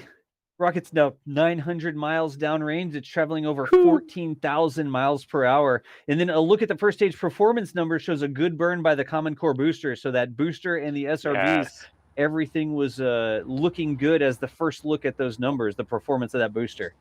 Good, good, good. Das, I'm going to zoom in a little bit and show you the pad here, because I know you like to see a nice, happy, empty launch pad on launch day. But the LOX ball is also venting right now and doing a pressure release, which is its normal post-launch configuration. But here you can see pad 41, or the image of 41 is available for you if you want to see what it looks like immediately after liftoff. There we go. Let's switch over to that real quick. So we've got the side-by-side. That's now they've lost the video signal from the upper stage, so we're getting an animation with some telemetry there. And then we have the clear launch pad. That's the sort of launch pad we like to see. Or that guy's head. Wait, who is that? That was me accidentally getting into frame for a second. As soon as I start talking about the clean pad, there's like a person with a mask like super close to the camera.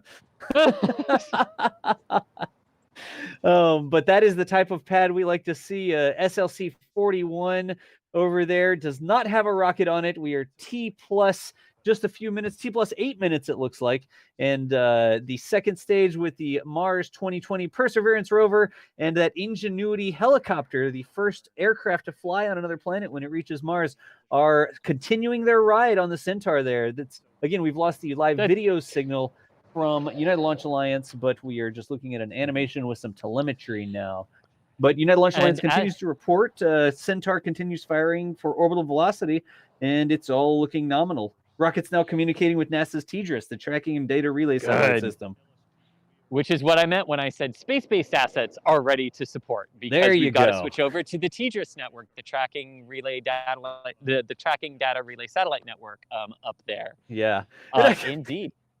I love this feed right now. The feed is sort of a window that's not quite full screen. And you can see the title of it and everything. Like I want to click maximize maybe, but it's funny, and of course. but Nate, but Das, you mentioned Ingenuity, the helicopter. Yes. Because this is really cool. Like, yes, there's a rover that is going and is actually for the first time ever a mission tasked with finding evidence of past microbial life on Mars. That is by far the biggest element of this mission that will be performed by Perseverance itself and the instruments on it, specifically Pixel and Sherlock and SuperCam. Instruments on board. But Ingenuity is just mind-blowing. This is a helicopter. This is a drone, a dual rotor drone that they are sending to another planet. Yeah. And literally, they are sending it to another planet. And this is what I love about some of the technology demonstrations from NASA, is Ingenuity has no scientific objectives. It is one of the scientific objectives of the mission. So literally, this whole thing is designed about 30 days. It'll be able to fly for 90-second periods once every Martian day. Right. Because it communicates wirelessly with Perseverance only, it can never go more than 1 kilometer or 0.6 of a mile away from the rover. Yep. And if it works, they want to use it to look at the terrain and find interesting targets for Perseverance to go to. But Chris, we're just seeing if we can do it, which is amazing. Chris. And Das, yes. I want to point out, upper right-hand corner, you see where it says perigee altitude, -100, -90, 80, 70, 60, 50, 40, 30. The Centaur is about to shut down here. There, the perigee is now positive. And once we get that number up high 120 is orbital. Yep, we're orbital. Woo! There you go. So we're in parking orbit. Yes, Das, what did the perigee and apogee numbers say? The perigee is 167. Looks like they're still doing a bit of an ullage or a correction burn with the thrusters there because it is still raising just a little bit. And the apogee is covered up by the NASA watermark. I can't see if that says 250-ish. What?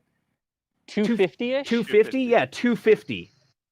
Okay, so if that is live telemetry, it says live data. They nailed. Yeah, so they nailed the parking orbit because what they were aiming for was 250 by 167. It is 167 and it's 167.7.8 and 250.3, and they're still doing a little bit of a burn. So they with nailed it. Yeah. With the thrusters there. It looks like it's starting to roll, if that's illustrative of what it's actually doing. It's a 29.113 inclination. So they nailed that as well. Good. God. So yeah, that is a bullseye, and I mean that is more of a bullseye than we've meant it before for other missions and other particular rockets, where usually we say, oh, if it's like within a kilometer or two of the intended, it's good, right? You hit your target. Atlas nailed it. Yeah, because that's what they were headed for. God. Which is really important. This type of precision is really, really, really important for these types of missions. I'm going to zoom the camera back out so I can kind of get on screen and do some Q&A stuff. So okay, we can try that. We're going to have to turn off the real-time communications here, but we can try that. Oh, okay. If it's too much bother, then no. I was just going to do it just so there was some dynamic element other than a pad and an animation on screen, but we don't have to. That's all I was Yeah, gonna do. no. Let's give it a try, Chris. Let's give it a try. Okay. You're going to have to tell me. Okay, cool. Yes. Let us see. So yes. Wadoo-badoo. Oh, no. Never mind. You have a mask on, so nobody can tell if the audio doesn't match the video. Just go then ahead. I'll keep this on.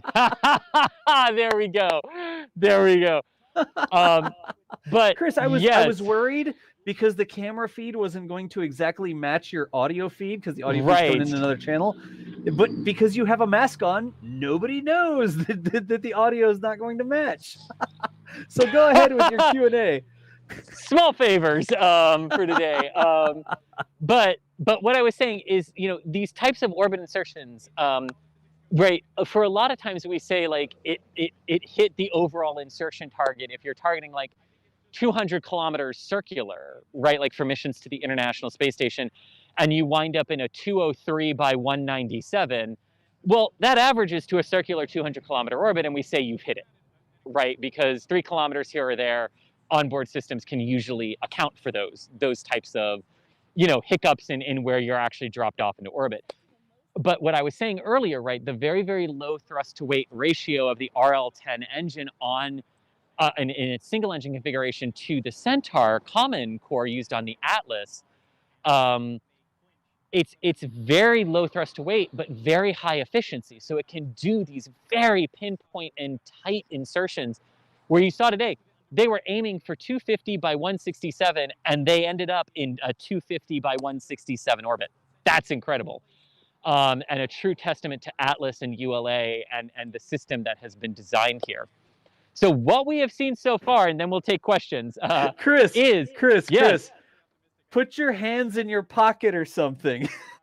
Is that what's giving it away, or the sound? Because the hand motions don't match what you're saying at all. The mask hides your lips, but the hand motions don't match the audio.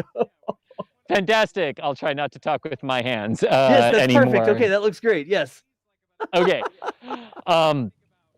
So we have seen so far today a successful launch into initial Earth parking orbit by the Atlas V rocket and the Centaur upper stage. Perseverance, Ingenuity, all healthy right now on top of the Centaur. They are in a I started to talk with my hands. They are in a coast. This is going to be harder than you think for someone who hails from or who has heritage from a part of the world where we really talk with our hands. It's all good, Chris. But anyway, so Centaur is in a coast right now, a 30-minute coast, 45 minutes after liftoff, so T plus 45 minutes. The Centaur RL-10 will reignite for the Trans-Mars injection burn. Now, we call it the Trans-Mars injection burn. ULA and NASA might call it something like the Earth escape burn. Same thing in this regard, just different ways of referring to the same overall procedure. Yeah, so Chris. Yes. Another update from ULA. T plus 17 minutes. Data shows the first burn by Centaur inserted the rocket into the precise target orbit as planned. Look at that. Yeah.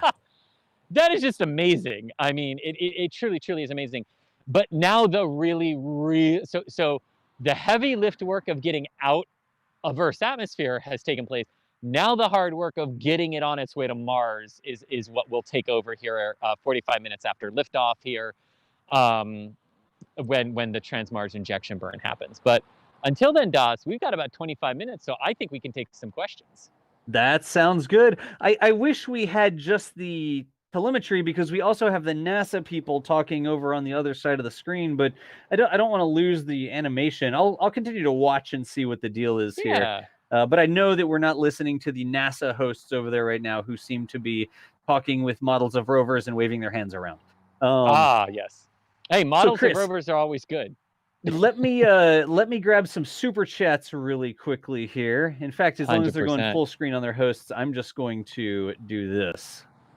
Cool. While you do that, I'm going to pop to my car real quick and get water, but I'm going to keep the audio on because the car's literally like 10 feet away. Okay, good deal. Good deal. There we go. Let's switch this back over this way. Here we go. And let's see here. I'm going to grab some super chats just really quickly. Jala J, that was the 100K one. Thank you. Sergey, thank you for the super chat there. Says, well deserved. We appreciate it. Blocka, hey, NASA flight team, congrats on 100K people. Love your content from Australia. Thank you, Blocka. We've also got Mars Mountain. 100K, congrats, guys. Your streams are the best. We work on it. We definitely work on them, that's for sure. They're a little rough sometimes. Good day, world space nerds from Peter there. Peter, thank you for the support over from Australia.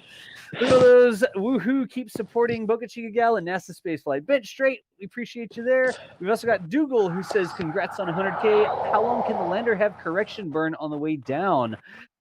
Dougal, when Chris gets back, we'll get that question. I'm here. Chris is there. I'm going to try to get through the rest of the super chats.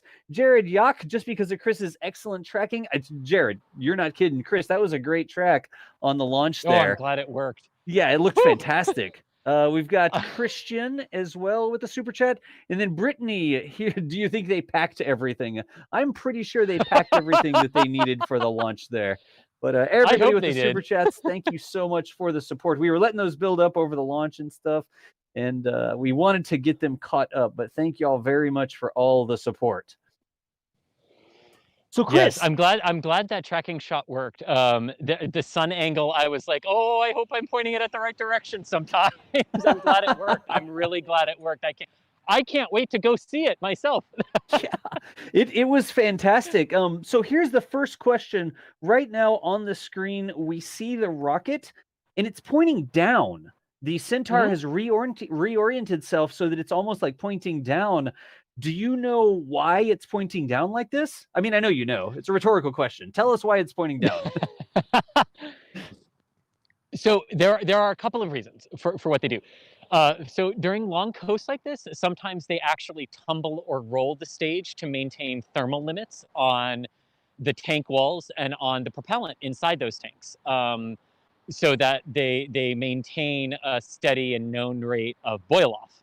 Because remember, even though we've left the pad and the engine fired on the Centaur, the LOX and LH2, the liquid oxygen and liquid hydrogen, is still boiling off in the Centaur even though it's in orbit.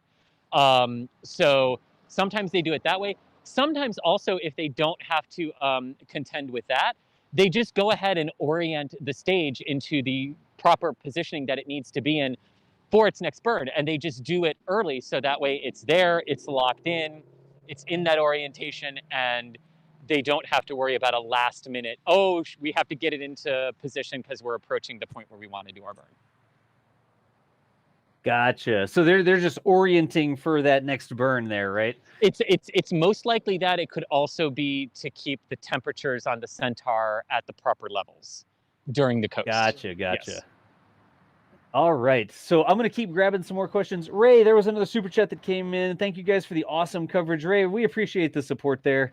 Thank you very much for saying that and tossing in a little bit there. Indeed. Thank you. How long will it take Perseverance to touch Mars from today? How long do we have to wait till it touches down? Yes. February 18th is the landing date. I have not seen the land. I don't know if they've said what the predicted landing time is Earth time, but I do know that it will touch down at Jezero Crater at roughly 3:45 p.m. local time on February 18th. So it'll be landing in the afternoon Mars time at its landing site. But we'll work to see what time that it actually is Earth time. But the landing date is February 18th. Gotcha, February 18th. All righty. So here's and what's cool. Oh, sorry, I want to go one Go more ahead, thing with that. So we were talking earlier. Oh, I got to remember to keep my hands behind my back. Not talk with my hands. So we were talking earlier on the stream about how Atlas's steering capabilities during launch actually, permit the 2-hour window, which we didn't need because we launched right at the opening of the window today. It's also Atlas's overall performance that no matter what day they would have launched, whether it was the opening of the total window period on the 17th of July, or today where they actually did, or the 15th of August, they always would have landed on the 18th of February because of the performance Atlas can give them and how they can tailor the Transmars injection burn on the Centaur to ensure that no matter what day in the 30-day window they launched in, they still got to Mars on the exact same day. The only thing that actually changes for the landing is the precise local solar time at the landing site. That's pretty cool too. Yeah. All right. And I'm trying to clean up a couple things. Chat, I want to let everybody know real quickly. We know we've put the chat into members only mode. That's not something that we normally do, but there were so many people trolling and spamming random stuff. We turned on slow mode. We did all sorts of other things. And Chris, we got up to 14,000. Actually, we got above 15,000 people at some point. It maxed out at 16,000 people, and there were so many people just spamming random stuff that we did have to put it over into members only mode. It's not something that we normally want to do, but in order to keep chat under control a little bit there so that people can actually participate and ask good questions, that's our thing. We want people to be able to participate, and just randomly spamming things doesn't really work for us. So I wanted to make a note about that really quickly. Chris. True, So but also you know as well. 16,000. It peaked out at over 16,000. That's amazing. 16,159. Yep.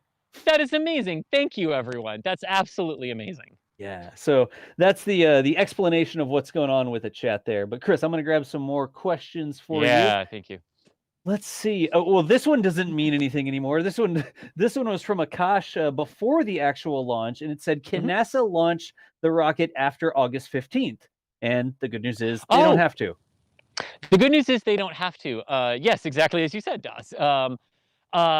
The last, but to actually answer the question, talking with my hands again, the last, the last update that we got from ULA from an interview that I actually did with the trajectory analysts was that the 15th, they really did think that the 15th was the last day from what they were seeing in the energy modeling and knowing the pinpoint performance characteristics of the Atlas as it was actually assembled.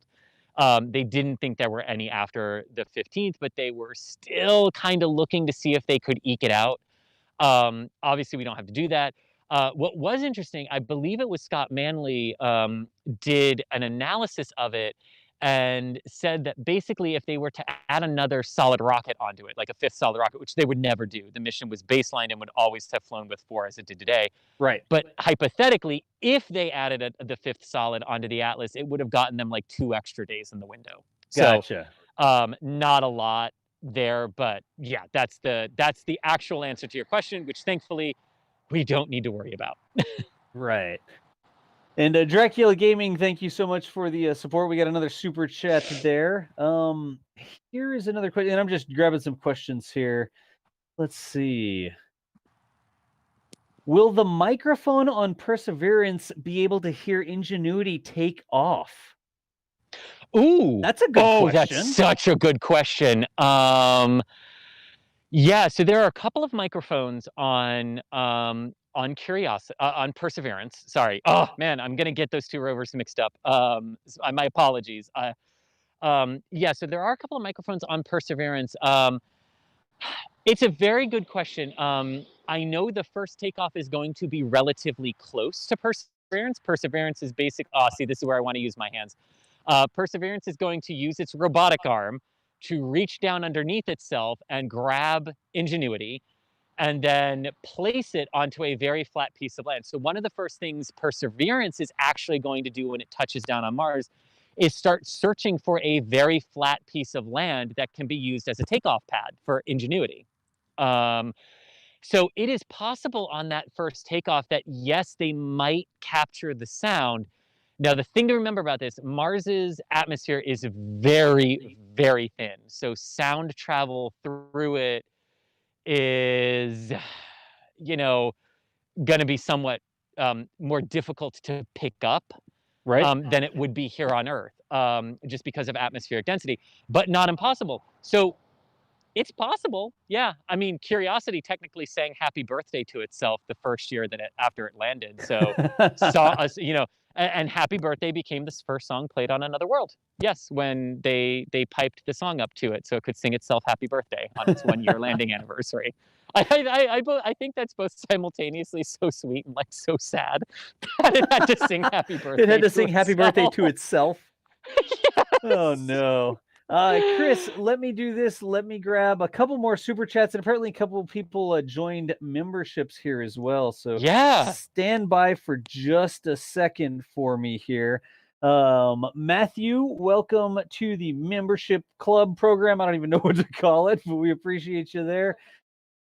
Algebraccio, also welcome to the membership. And then Stefan, thank you for the super chat. Thank you for the great coverage again, says the message. So let's try this. Chris, can you hear me right now? Okay, chat, can y'all hear Chris?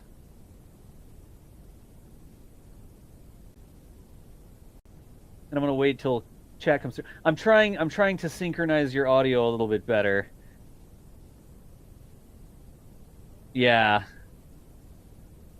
Yeah, it's not going to work that way, so we're just going to switch back this way. Chris, I'm going to switch over to the main screen a little bit because the desync is pretty disconcerting, even with you holding your hands behind your back. Okay, I'll get back behind the camera and zoom in on the pad for you. Yeah. Let's go back to the pad over there, and then I can always. I've got a couple other tricks up my sleeve, but some people in chat were saying that the desync was a little bit bad, even though I know even it was with bad, it, yeah, and the mask wasn't really masking it enough. Yeah. Okay, fair enough. Yeah. Fair enough. Yeah.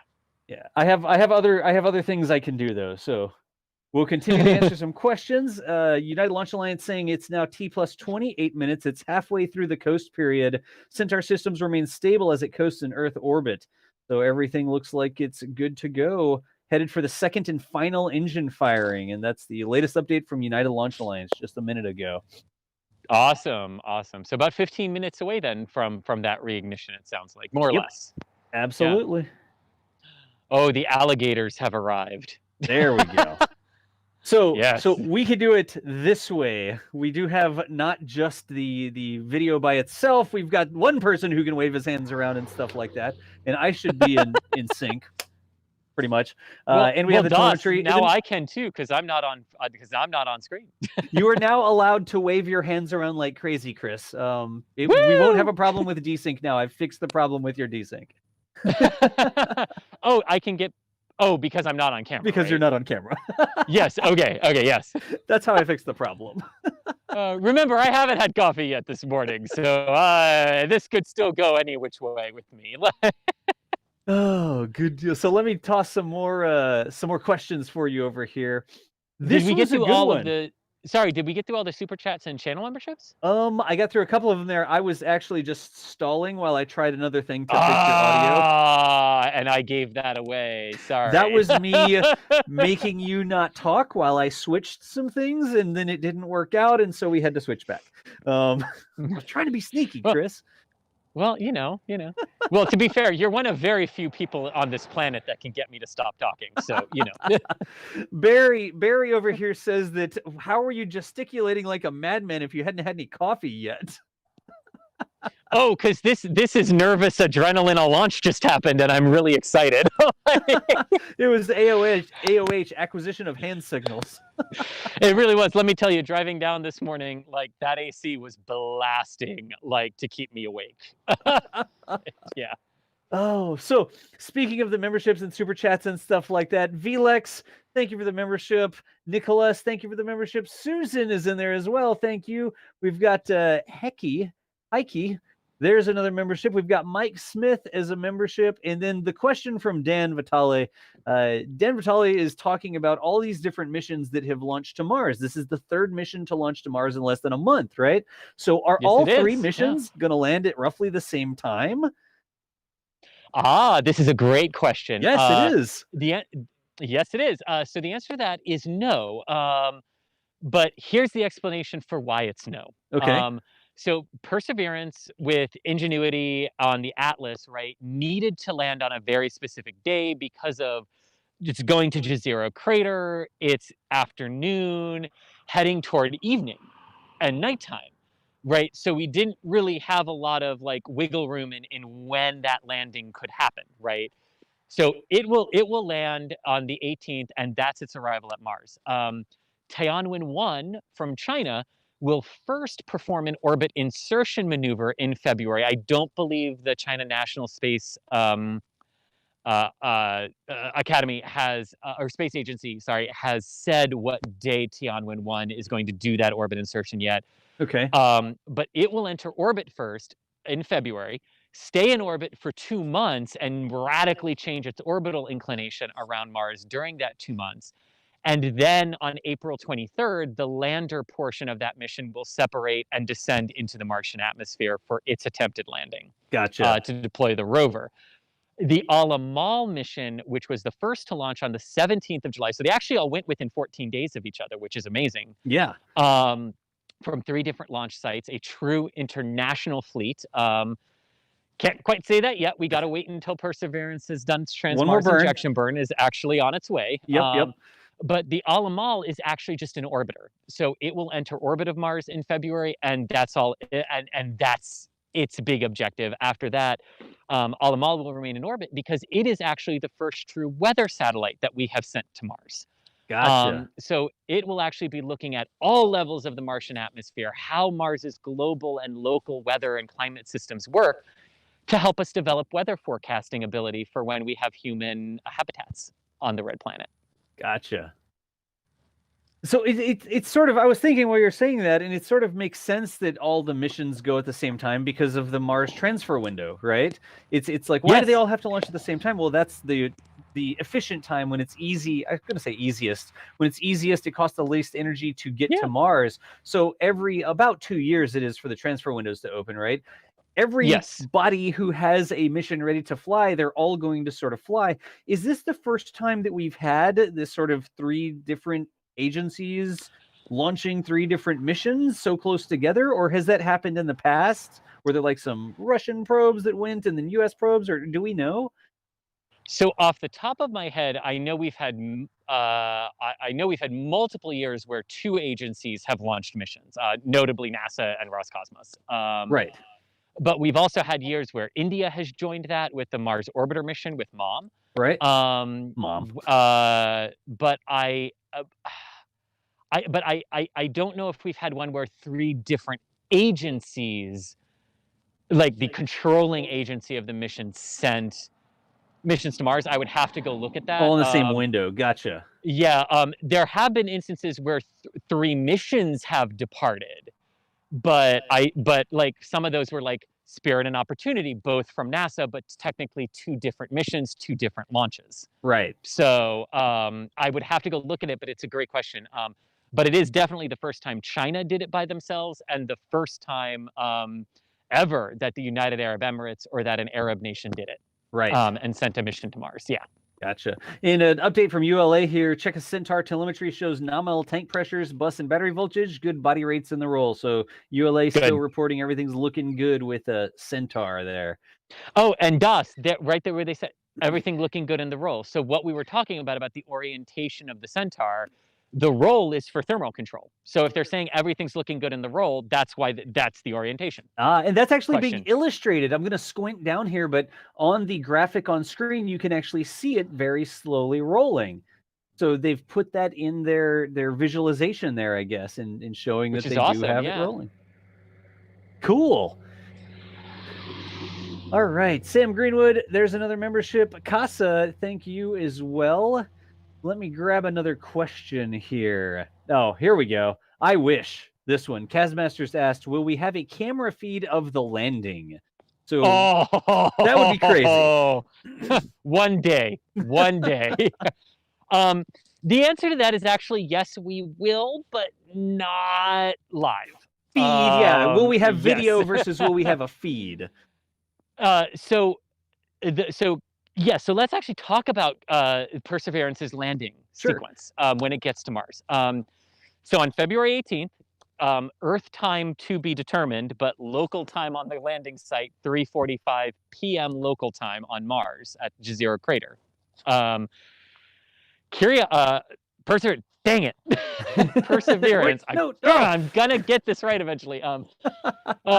Man, sorry. They're lovingly referred to as cousin rovers, and Perseverance is based off of Curiosity. Right. And actually uses some leftover components of Curiosity that were made as spares. So hence the confusion and the juggling in my mind. Plus, they both just have really cool names. Gotcha. So Perseverance, the first thing that will happen is about 10 minutes before entry interface, which is when the aeroshell containing Perseverance and Ingenuity will slam into the upper Martian atmosphere. Right. About 10 minutes before that, the cruise stage, which has some of the communication equipment and the solar panels and the thrusters for the 7-month cruise to Mars, will separate first. 10 minutes later, aeroshell slams into the atmosphere of Mars. For a couple of minutes, it's aerobraking with that aeroshell as the heat shield bleeds off the 1300 degrees Celsius temperatures and plasma that will build up around the vehicle. Once it's slow enough that the plasma stage of reentry is over, a hypersonic parachute will deploy to slow it down even more. But here's where Mars's atmosphere being so thin becomes a problem. A heat shield, aerobraking, and a parachute, that thing would still slam into the ground at over 200 kilometers an hour. Too fast for landing. Way too fast for landing. I worked that out myself. Yeah. So after it descends under hypersonic parachute for a bit, it will then literally free fall out of the back of its clamshell and aeroshell for a couple seconds. Its terrain relative navigation radar will be active at that point. And cameras on the bottom of Perseverance will be constantly taking photographs and images, which will be sent into the overall rover's landing system software. And those images of the landing site as the ground rushes up toward Perseverance will be compared to orbital images obtained from Mars Odyssey, the Mars Orbiter mission, Mars Reconnaissance Orbiter, and the fleet the international fleet of orbiters at Mars. And if the cameras detect that there are hazards that were too small for the orbiters to see, it will actually allow real-time autonomous diversion and flyaway to a safer landing location. Okay, like cross range almost. Like cross range, yes. So yes, there will be cameras that are providing feeds, but it's providing the feed to itself and to the software and to the overall landing program as a constant check of, is it safe? Is it safe? Is it safe? Is it safe? We'll then get some of those images and videos later after it lands. And we'll be able to see them. That's almost like the same thing that Neil Armstrong had to do during the Apollo 11 moon landing. Exactly. Where there were rocks in the area, and he was using the old Mark 1 eyeball to look down at the ground and said, nope, we're going to go a little, and he flew over a rocky field and then landed down. And now going to Mars with this new, what was the name of it? It's the terrain relative navigation. Terrain relative navigation. So with this new system, the computer and the cameras are going to be doing the same thing that Neil Armstrong did when he put the lander down on the moon. Yes, except they're doing it all autonomously with no human input because there's no time for that, because this is the rest of the landing sequence that is just mind-blowing. Right. So no kidding. As Curiosity is, darn it, Perseverance. As Perseverance is falling under retro rockets at this point, when it free falls out of its back shell, after a few seconds, retro rockets on its retro rocket landing pack will fire and start slowing it down the rest of the way for landing. But then once the navigation system and the software and the landing system are all in agreement that, yes, this is a safe place to land, that retro rocket pack brings the entire 1,025 kilogram rover. There you go. to a dead hover 20 meters above the Martian surface. 20 meters. So 60 feet above the Martian surface. And then a winch, a sky crane winch, will then activate and lower the rover the remaining 60 feet or 30 or 20 meters down to the Martian surface. The cable will be severed. The descent stage will then fly away and crash a couple of kilometers away, a safe distance away. Yep.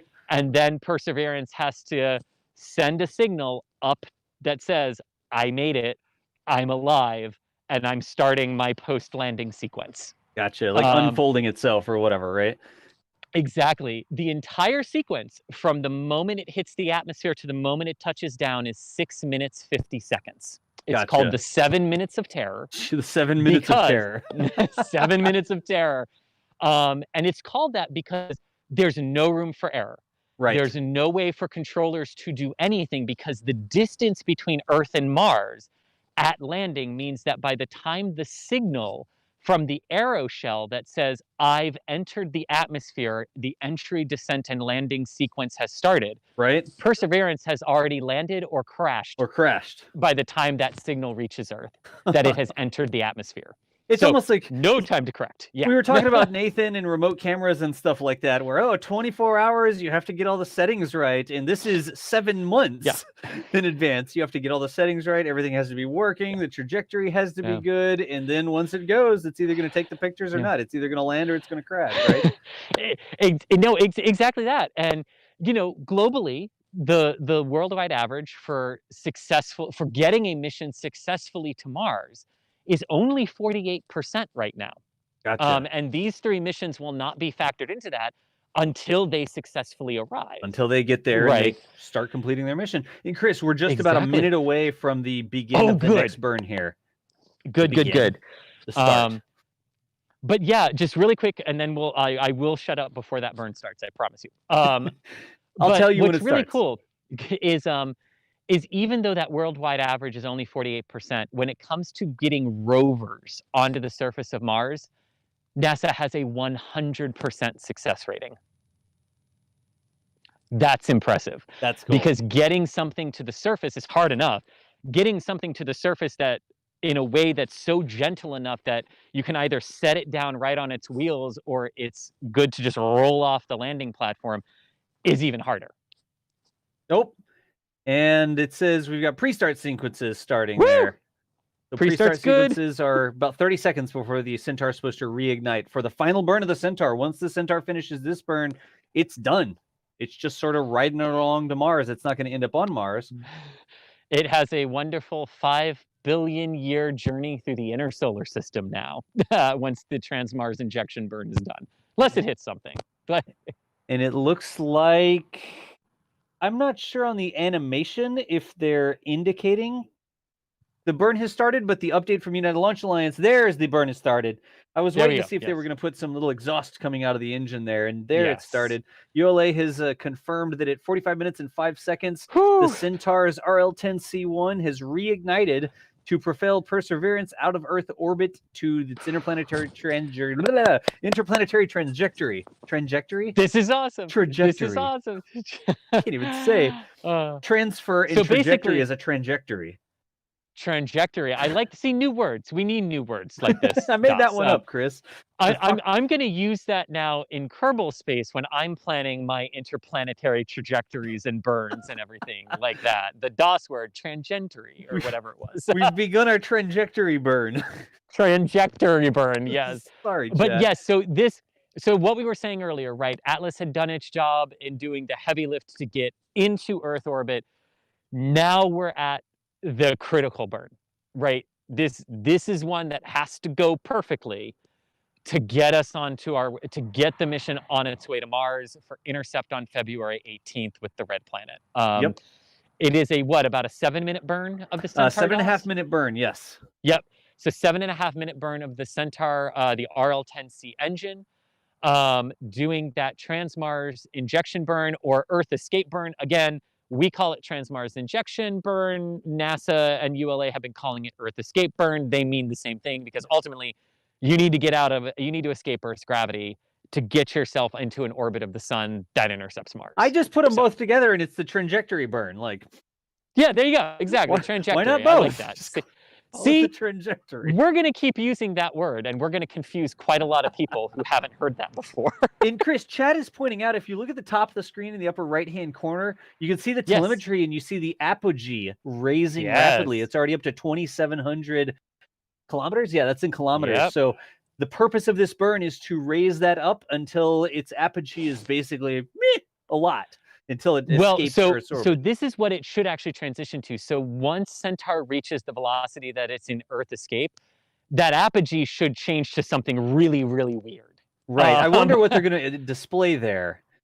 Well, because at that point, once it escapes Earth gravity, it's not technically apogee, it's aphelion. It's your distance from the sun. Right. That your orbit is in. So that number should change drastically once Centaur's velocity reaches Earth escape velocity. Yep. Yeah. And it looks like United Launch Alliance reporting, check a Centaur telemetry shows a good burn in progress, and it's working towards achieving the hyperbolic orbit. Yes, indeed. Toss that again. The hyperbolic trajectory, escape trajectory. Exactly, Das. A hyperbolic, trajectory. Yes, trajectory burn. Yes. Yeah, Chat's saying that the apogee will either go negative or it'll go to not a number or infinite, is what everybody's guessing what it's going to say on the telemetry. Yeah, we'll see how exactly. It's gonna look weird, but it'll be really noticeable when it switches. Yes. And of note too, perigee might change as well, because once you start getting away from Earth, right? Again, your perigee number doesn't count either because you're Earth escape at that point. So both numbers might change drastically at Earth escape velocity. Right. Just FYI. And everybody's guessing, it should read I love it. negative. What are I some wish of the they would guesses? I love this part of it. Yeah, this is cool. And I'm watching, let's see here. I'm waiting for the next update from United Launch Alliance. But again, this is about a 7.5 minute burn that started at, let me get the exact time that they say that it started, 8:35. So about 4 minutes ago. So we've had about halfway through the burn now. Yeah. What I love about the fact that we launched at 7:50, it makes figuring out the T plus times a lot easier. Like, it's like, oh, thank God, something with a 0 at the end of it, you know? Versus me sometimes sitting here on the ITL Causeway going, all right, the launch is at 17:32, so 38 minutes before is, and then I'm like that meme of someone trying to do math, you know? with all the numbers? Yeah. Oh. But actually, so as this burn continues, one thing I want to talk about, because we do have our cameras sitting here back at launch pad 41, where our remote cameras are. So some of my colleagues have also already gone back to the Kennedy Space Center because remote camera pickup meet time is right about now, believe it or not. So at least that's what we were told ahead of time. That can always change as ULA, you know, gets their first look at, like, okay, is the pad actually safe for people to come in and pick up equipment yet? Right. But the earliest possible meet time was right about now. And I do just want to, because we're always good about this, I do want a huge shout out to the 45th Space Wing and the Cape Canaveral Air Force Station, particularly Jim Williams. I'm not just saying this because he's within earshot. Because it was them that allowed all of us at the ITL Causeway to be here today. Right. Because of the COVID restrictions and everything, and the limited number of people who could be at Kennedy, you know, we were one of the people that was given the opportunity to be here because the 45th said, how can we help to get as many people here as needed, and also for letting us stay so that we didn't have to do a really wonky interrupt the live stream while Centaur is still trying to make orbit thing, because some people left about 15 minutes after launch. So I did just want to give a very big shout out to the 45th and the Space Wing and Jim Williams in particular for really going above and beyond for everyone. Yeah, Jim is awesome. He's mission. Yes, super professional, and he always takes good care of the media organizations to make sure we have some flexibility with what we need to do out there, so we can cover and help bring this to people. I mean, there's 16,000 people watching the stream here, so this is amazing. Yeah. And while the Centaur keeps going, it should be almost done actually. About 1 minute remains in the burn right now. T plus 52 minutes. All right, about 1 minute in the burn. When the burn is complete, we'll see animation of Centaur reorienting itself a little bit to get into payload separation. Yep. Orientation, and we'll see it spin. If it's not still spinning, it will start to spin to impart a rotations per minute stabilization spin onto Perseverance and Ingenuity in their aeroshell. And payload separation should come about 5 minutes after the Centaur engine gets done with the burn. Gotcha. So we're continuing to see that. We should be down to about 30 seconds left in the burn. But again, the feed we're getting from NASA, who knows how delayed it is. It's maybe 40 seconds delayed at this point. Who knows? But we'll continue watching, just knowing that, oh, there you go. So they just removed the apogee and perigee, Chris, and it just shows time now. Nice. Excellent. So here we go. Okay, here, Chris, update from ULA. Second main engine cutoff, MECO 2 is confirmed for Centaur, completing the powered flight for the Atlas V launch and accomplishing the Earth departure burn for Mars 2020. So they're going to get the numbers back and see exactly where that thing is on the bullseye. But now the next thing we stand by, the animation's a little bit behind, remember, is going to be separation, right, Chris?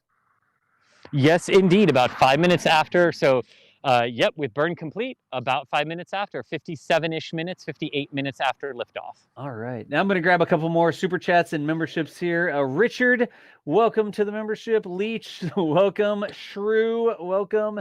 And then we've got a super chat from Therian. I'm going to go with Therian. Is Tianwen-1 possibly the heaviest payload to do an orbital insertion at Mars? It's odd to put a lander with the heat shield on orbit first without an aero brake. Do we know anything about that there, Chris? The mass about the mass? No, not off the top of my head. So much about that mission is secretive that China hasn't really talked about. I know before launch they didn't actually. I don't think they had revealed the mass of Tianwen-1 in its entirety. So I'm not certain how to answer that question. Probably, but I don't actually know how to answer that. Yeah, gotcha. Yeah, one of those things we can look up. All right. Do we know what the weight of this rover is, Chris? How's that? Yes, we do. Perseverance. We do indeed. Perseverance is 1,025 kilograms in mass. It is about 15 to 16% larger by mass than Curiosity, which ended with a launch weight of 899 kilograms back in 2011. These things, they're a lot bigger than you think. I mean, they're the size of either a really big golf cart or sort of a small car, right? Oh, yeah, they are cars. Yeah, Curiosity and Perseverance are cars. It's not like a little RC car or anything. Like if you've seen The Martian, he was not handling Curiosity there. He was handling, what was the one he was handling? Snack Finder. It's Pathfinder Sojourner is what it was, right? Sojourner, yes. Sojourner, yes. I had to call it by its Kerbal name first, and Snack Finder, and then I remembered Pathfinder. And then, anyways, it was Snack Finder. It wasn't Pathfinder. So it's not a little RC car like you saw in the movie The Martian. These are the size of vehicles. Like if you wanted, I don't think they'd let you do this, but you could hop on Perseverance. You could ride it around. Oh, easily. Yeah. There's no seats. Yes, easily. There's no seats easily, on it. Yes. It would carry you. It's big. Anyways, sorry. It is, yes. Oh my gosh. No, it really is. I mean, these things are huge, right, compared to previous missions. But they're small compared to what the rockets are capable of doing, right? I mean, like, you saw the image of, like, Perseverance being encapsulated inside the 5-meter payload fairing. The fairing to the point where Tori Bruno yesterday actually did a Twitter post about why does it need such a big fairing, right? But yeah, they're very small, but they need incredibly powerful rockets because that's what it takes to get something that's 1,000 kilograms in weight, in addition to the aeroshell, in addition to the cruise stage, in addition to all the propellant for the cruise, right? I mean, we're just talking about the mass of Perseverance. Yep. But not it takes all the other pieces to haul something into Mars transfer orbit. Yeah, absolutely. Yeah. Update from ULA here. Less than 2 minutes from spacecraft separation. Good body rates on the upper stage, they're reporting. Good. Yeah, excellent.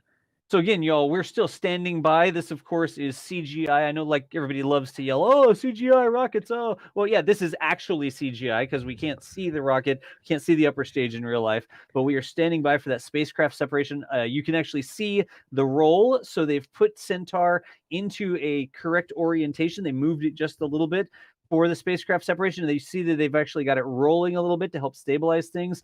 And just shortly, it should be under a minute now.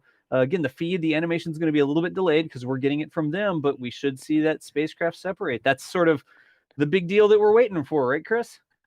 Indeed, it is, and it's a really big deal, which I will not jinx by saying anything beforehand. Yeah, we're just gonna stand by and wait. Well, Chris, I know that the animation is delayed, but United Launch Alliance has posted spacecraft separation in bold, large font. Yes! Alrighty, spacecraft separation.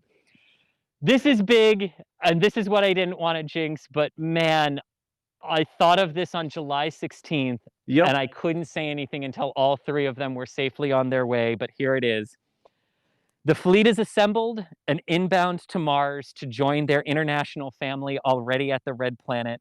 More than a dozen nations and research institutions around the world are on their way to Mars, led by the United Arab Emirates, the People's Republic of China, and NASA for the United States.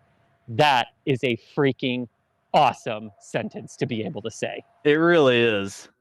Oh, it really is. They say T plus 57 minutes and 45 seconds. Atlas V rocket has deployed NASA's Mars 2020 mission. They've officially confirmed that. And Chris, the illustration showed it as well. We saw the heat shield, the package with the spacecraft and everything. Ingenuity's in there, Perseverance in there, the heat shield, the sky crane, all the pieces that they need to actually land on Mars just went sort of, floating off the side of the screen. The animation still shows Centaur. It doesn't show the payload. The payload just sort of floated off the screen now, Chris. So awesome. As we wrap up here, and I'm gonna wrap up so I can be escorted over to Kennedy here. But I just want a huge thank you to everyone who watched, who joined with memberships or gave us super chats or subscribed to us. Thank you. This is what today was all about. This was the culmination of a massively impressive 14-day all-out campaign to send 3 very critical missions on their way to Mars. All 3 of them launched successfully, and all 3 of them are on their way safely to the Red Planet. That is not something you get to say every single time a Mars launch window campaign ends globally. And we get to say that in 2020. And this has been an absolutely incredible 14-day period. To keep it on today, major congratulations to United Launch Alliance, Tori Bruno, the entire team from ULA on another absolutely spectacularly flawless performance of the Atlas V, doing what it does best and getting these critical missions on their way. It's been absolutely wonderful. I can't wait to go home and watch the launch now, on replay. But I am going to get packed up here myself. Again, huge thank you to the 45th Space Wing for letting us stay out here so we could be live through spacecraft separation. But I am Chris Gebhardt. I am the Assistant Managing Editor of NASA Spaceflight. Thank you so much to our channel members and to our super chatters and to everyone who subscribes, not just for pushing us over, the 100,000 subscriber or follower limit, but for the 16,000 of you who are watching today. This was incredible. And you know what? We're going to be here to walk you through their arrival at Mars. Yeah, and Chris, I switched over to your camera feed one last time.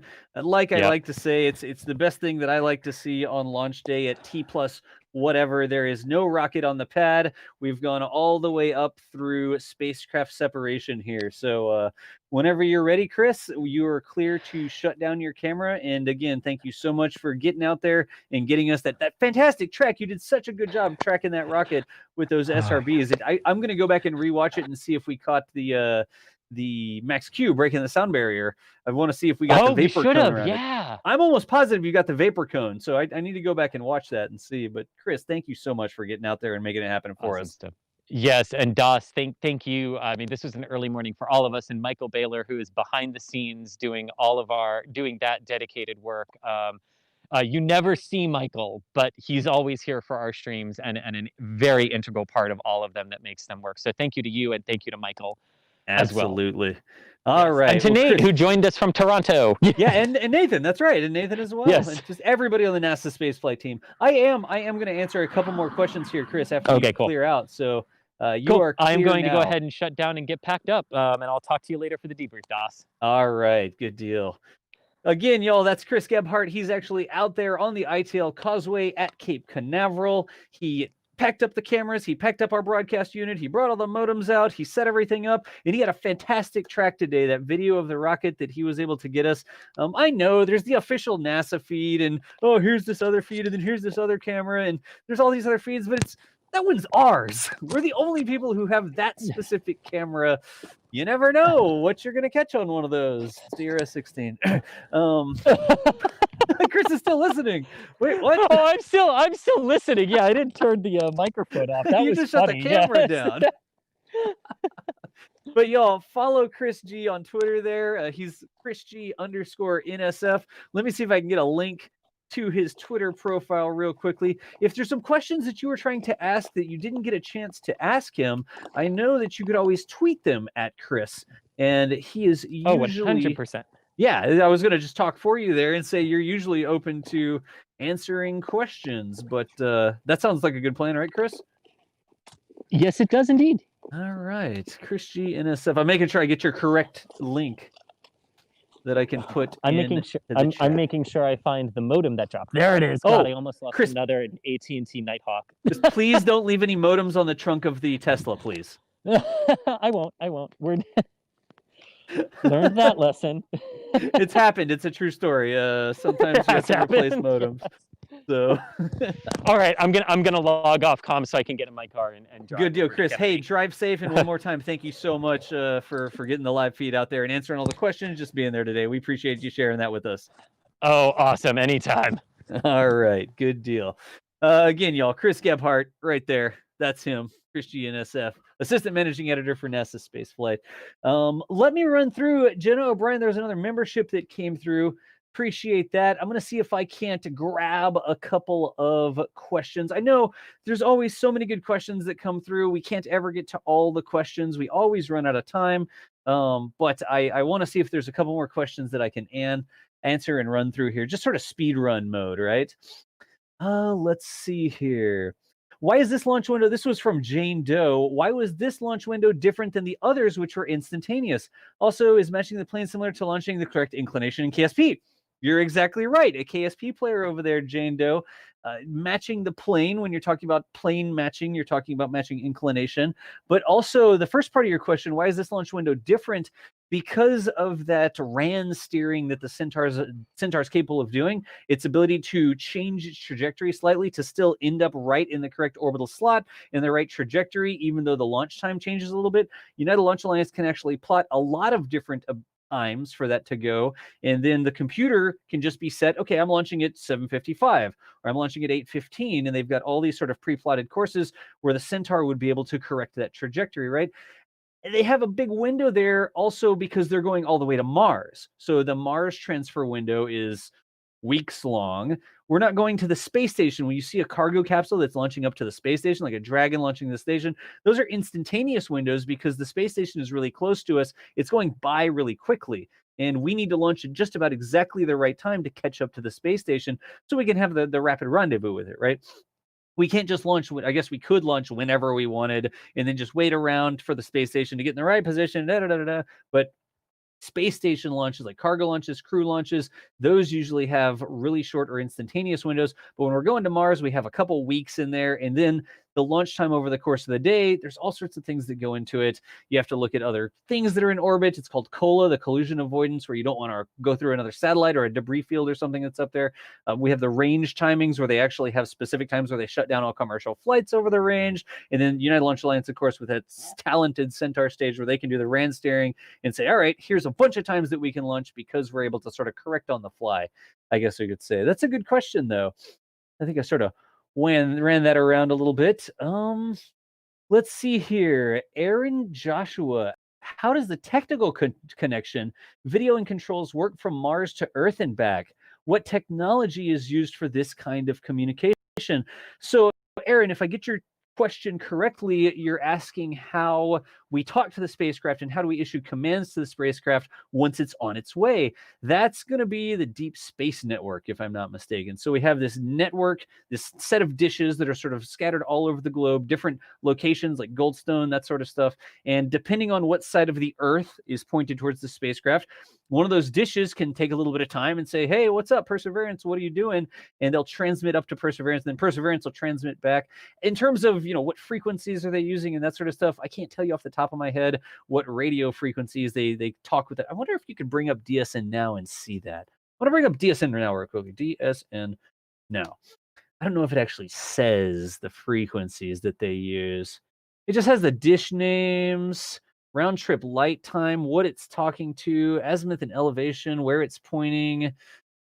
But it doesn't tell me any more technical information. Here's what I'm looking at. Let me show you really quickly. It's called DSN Now.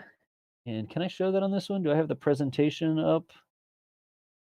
Yes, I do have the presentation. So this website is called DSN Now. Let me make it a little bit smaller so you can see the whole thing on the screen. There you go, like that. I'll put this link into chat. And I imagine if you dig around on here a little bit, there's a little bit more information on the exact technologies. There's a Twitter account that shows the frequency. Thank you there, AL. I don't know those things. If you click the details in the lower left, you can get, it does say more detail. Look at this. So you can click a dish.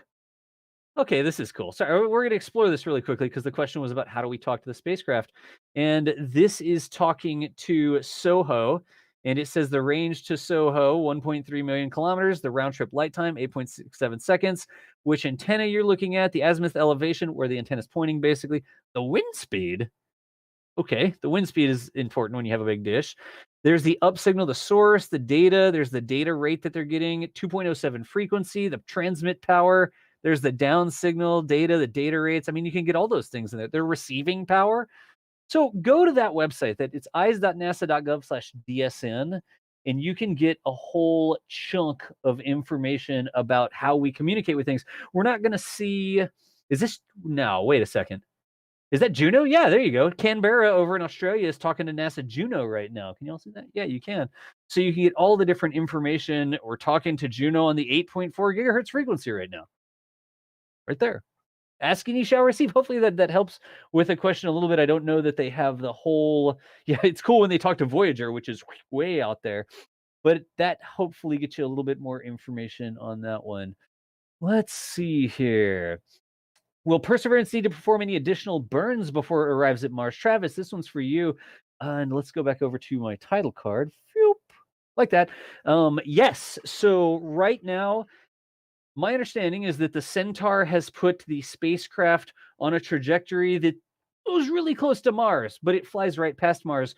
The reason for that being Centaur hasn't gone through the planetary protection cleanup, sanitization, whatever you want to call it, right? So we don't want Centaur and all its dirty Earth germs to crash into Mars.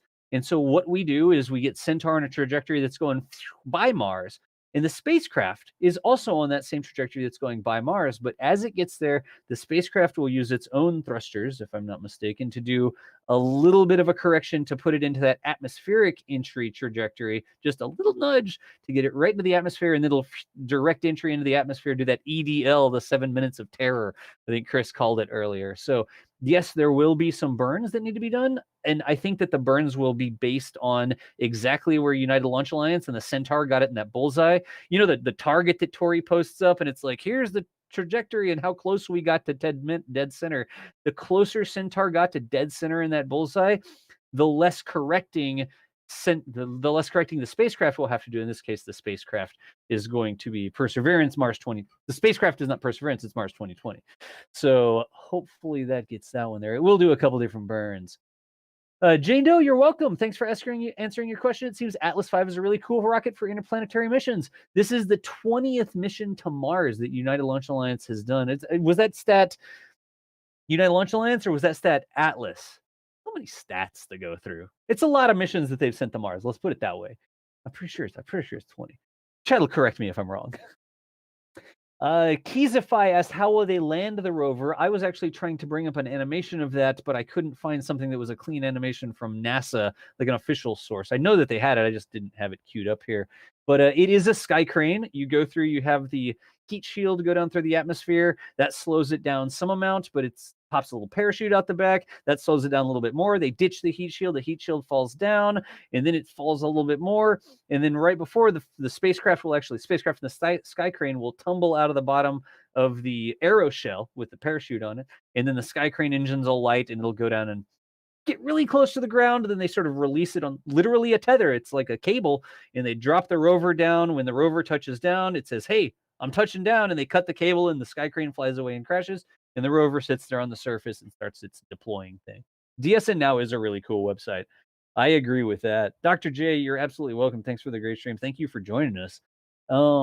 Let's see here. Oh, wow. I don't know if I'm going to know this one. Richard Hughes asked, is there a correlation between the low atmosphere and low gravity? That's the sort of thing we should get Scott Manley or somebody on here for. It seems like it would make sense, like a planet with higher gravity would be able to retain the atmospheric gases a little bit better. I think there are probably some other things like magnetic field that keeps the solar wind from stripping away atmosphere, right? That sort of stuff. But Mars has lower gravity as well. So does Mars have a little bit less ability to hold the atmosphere in? I mean, it seems like it makes sense. But we also know that Mars doesn't have a magnetic field, and then the solar wind blows it away over millions of years. And so what happened to Mars? Did there used to be water there? Did there used to be life there? You know what we should do? We should send a rover to try and figure that out. Oh, wait, that's what we just did. That's Perseverance's main mission is actually trying to figure out if there's some signs of life on Mars. Yeah, the lack of the Martian atmosphere more due to the lack of a magnetosphere. But then you get all the way down to the moon, and there's barely any atmosphere on the moon. There is atmosphere on the moon, but it's just a little bit of atmosphere, right? So there's probably some correlation, but I think the magnetic field has a big thing to do with it as well. You know, and then again, chat's going to be correcting me. But that's why, you know, it's like, I don't know everything. I mean, I'm willing to say I'm the live stream guy. I don't know everything. I don't want to act like I know everything. eMotion 2006. I see DSN is not exchanging data with Perseverance yet. Do we know when that will happen? I don't have that information off the top of my head. I don't know if anybody could source that really quickly. I'm trying to see.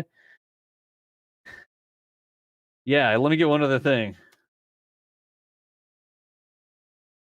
I'm reading some things in the back channel here. Just one second. The NASA live stream had a counter. Were they talking about on the NASA live stream? All right.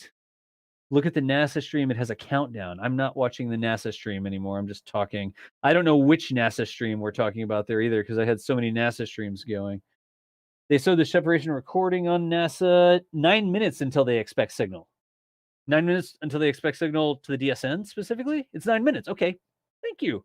I was answering questions and I wasn't reading that or I wasn't watching that other stream. So good deal. Also, I'm getting information from the NASA Spaceflight newsroom that we're not done with streams today. So as many questions that keep coming in, we have other live streams to do. So let me see what the update here. Yeah, AOS is 9 minutes. Oh, so maybe we just stay live until the 9 minutes, and then once we get AOS with the DSN, that's when we can stop the stream. Give me just 1 second, y'all. Give me just 1 second. I'm checking in the back channel over here. We have the NASA Spaceflight Command Center, and I'm getting information about what's happening out at Boca Chica, Texas. So let me read really quickly. If there are any Starship test fans, any roadside rocket science Texas tank watchers in the chat right now, we may be going live very quickly from Boca Chica. Just 1 second. I'm reading. I'm not reading out loud because this is like our super secret back channel. Apparently, we're getting set up for our remote camera feed from Boca Chica. I think I can say that. Yeah, I'm pretty sure I can say that. We're setting up the remote camera feed with Boca Chica gal Mary. So I may need to clear out here so that we can start seeing potentially a static fire of SN5 out there today. Let me get another couple questions here. Let me see. Was Perseverance Perseverance? I keep saying Perseverance.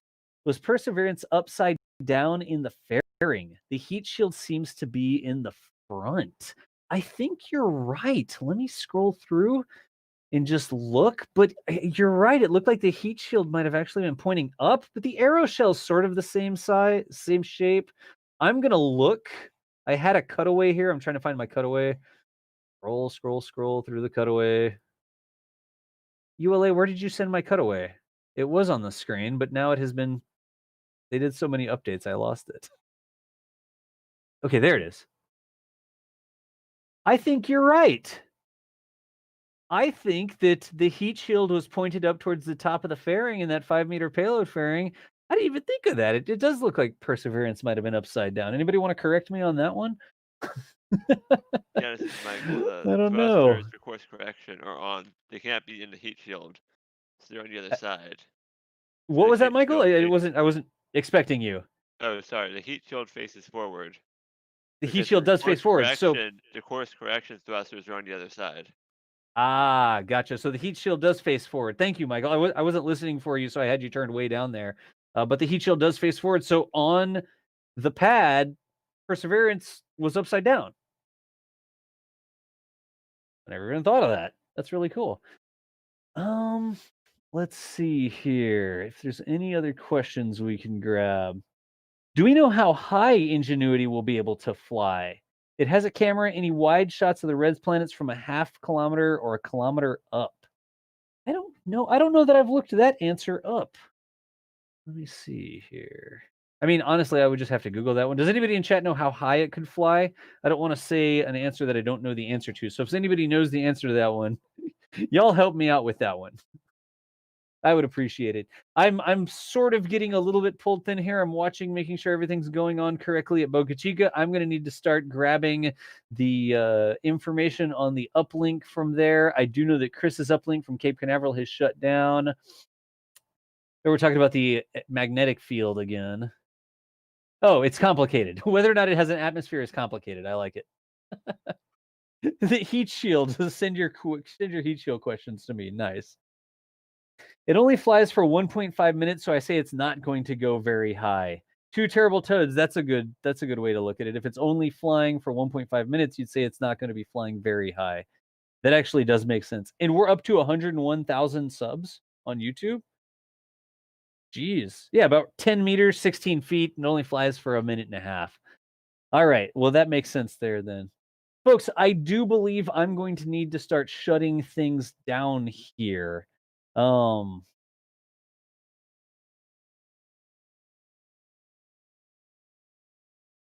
doing this entire broadcast with a slightly blurry camera. That's not very nice.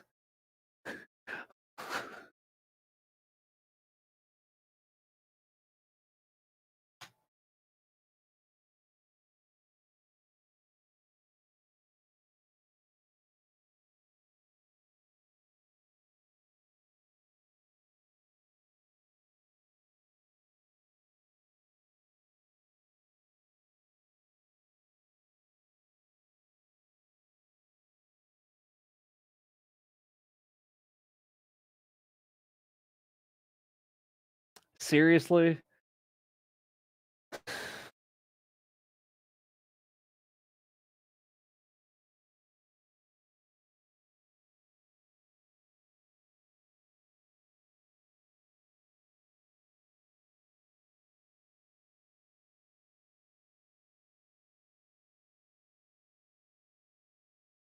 Okay.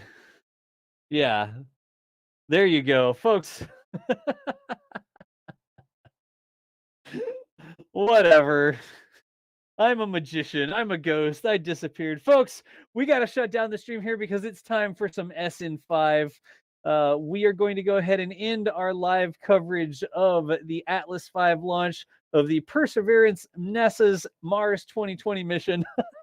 I'm just going to rage quit the stream. There was a problem with the camera that I just noticed. Whatever. folks, here on the channel, we are going to have another live stream. We are going to start a new live stream because it's going to be live coverage from Boca Chica, Texas. Apparently, the tank farm is venting, so I got to get out of Dodge. I got to get out of here. Again, congratulations to NASA. Congratulations to United Launch Alliance. A successful mission of a successful launch so far of that Mars 2020 mission. Perseverance and Ingenuity well on their way to Mars. I have no clue what happened there. I'll just go ahead and get rid of it, but that's fine. Stay tuned for the channel here. If we get a link to it, we'll actually put it in the chat here so you can just transition over to the other stream. But I am John Galloway, host for NASA Spaceflight here, and person who messes up things quite frequently, but you know something, it's part of the show, I guess. I apologize for that one.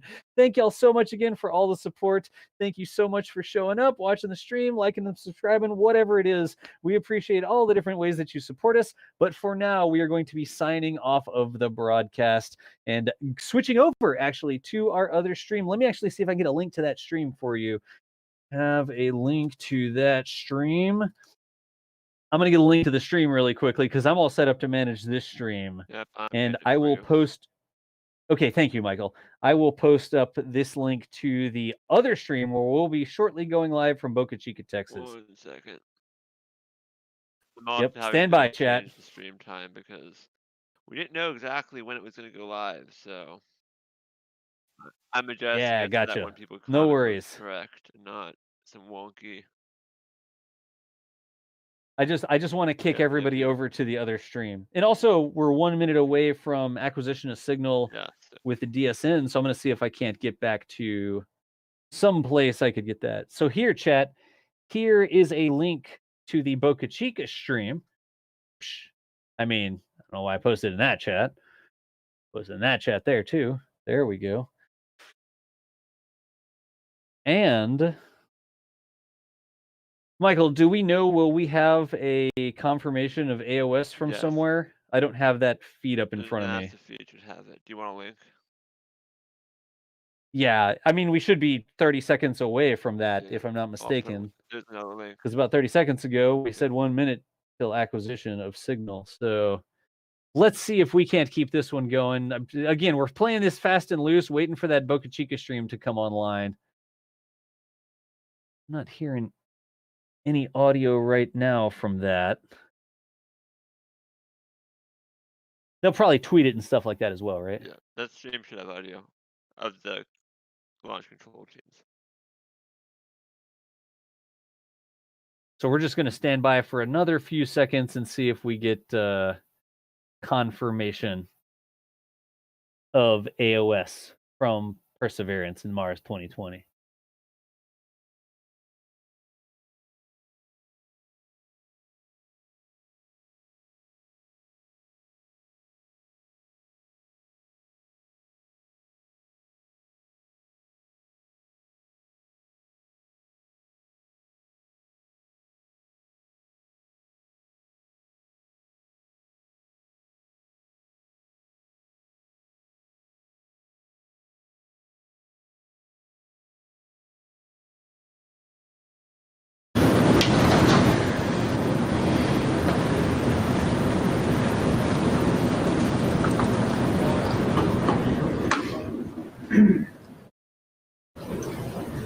There we go. All right. I brought up the correct feed for... MEM redefined report initial acquisition. There we go. That's it. Copy that. Ready, science. Flight nav. Go ahead, nav. We're seeing one-way Delta. Before to use AOS. Didn't copy nav. Yes, sir. We see AOS at 131531. Ace copies. Thank you. There we go. Well, yeah, it's funny to the timing.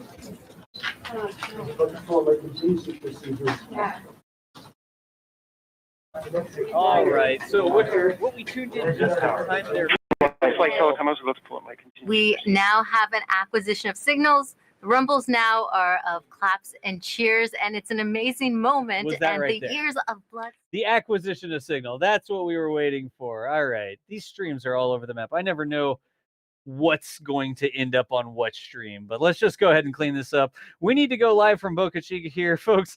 That's what we were waiting for, and I didn't know which. I have streams. I didn't know which stream it was coming up, but we did get AOS from Mars 2020 on its way to, well, Mars, that's where it goes. Sorry for the little bit of hiccuping there at the end. I wasn't quite sure where I was supposed to be getting that feed from. So we are going to go ahead and shut this down for now, and we will be live again shortly from Boca Chica, Texas, to bring you some live coverage of SpaceX testing their SN5 Starship prototype. Except everything is static fire down there today.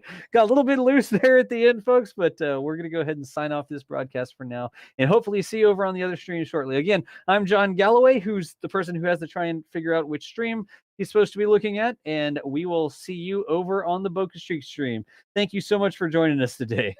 Later, nerds.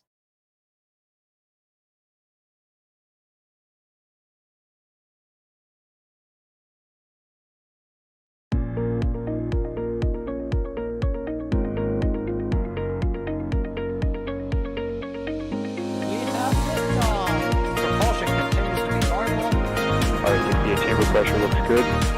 Following up. Roger, roll, Atlantic.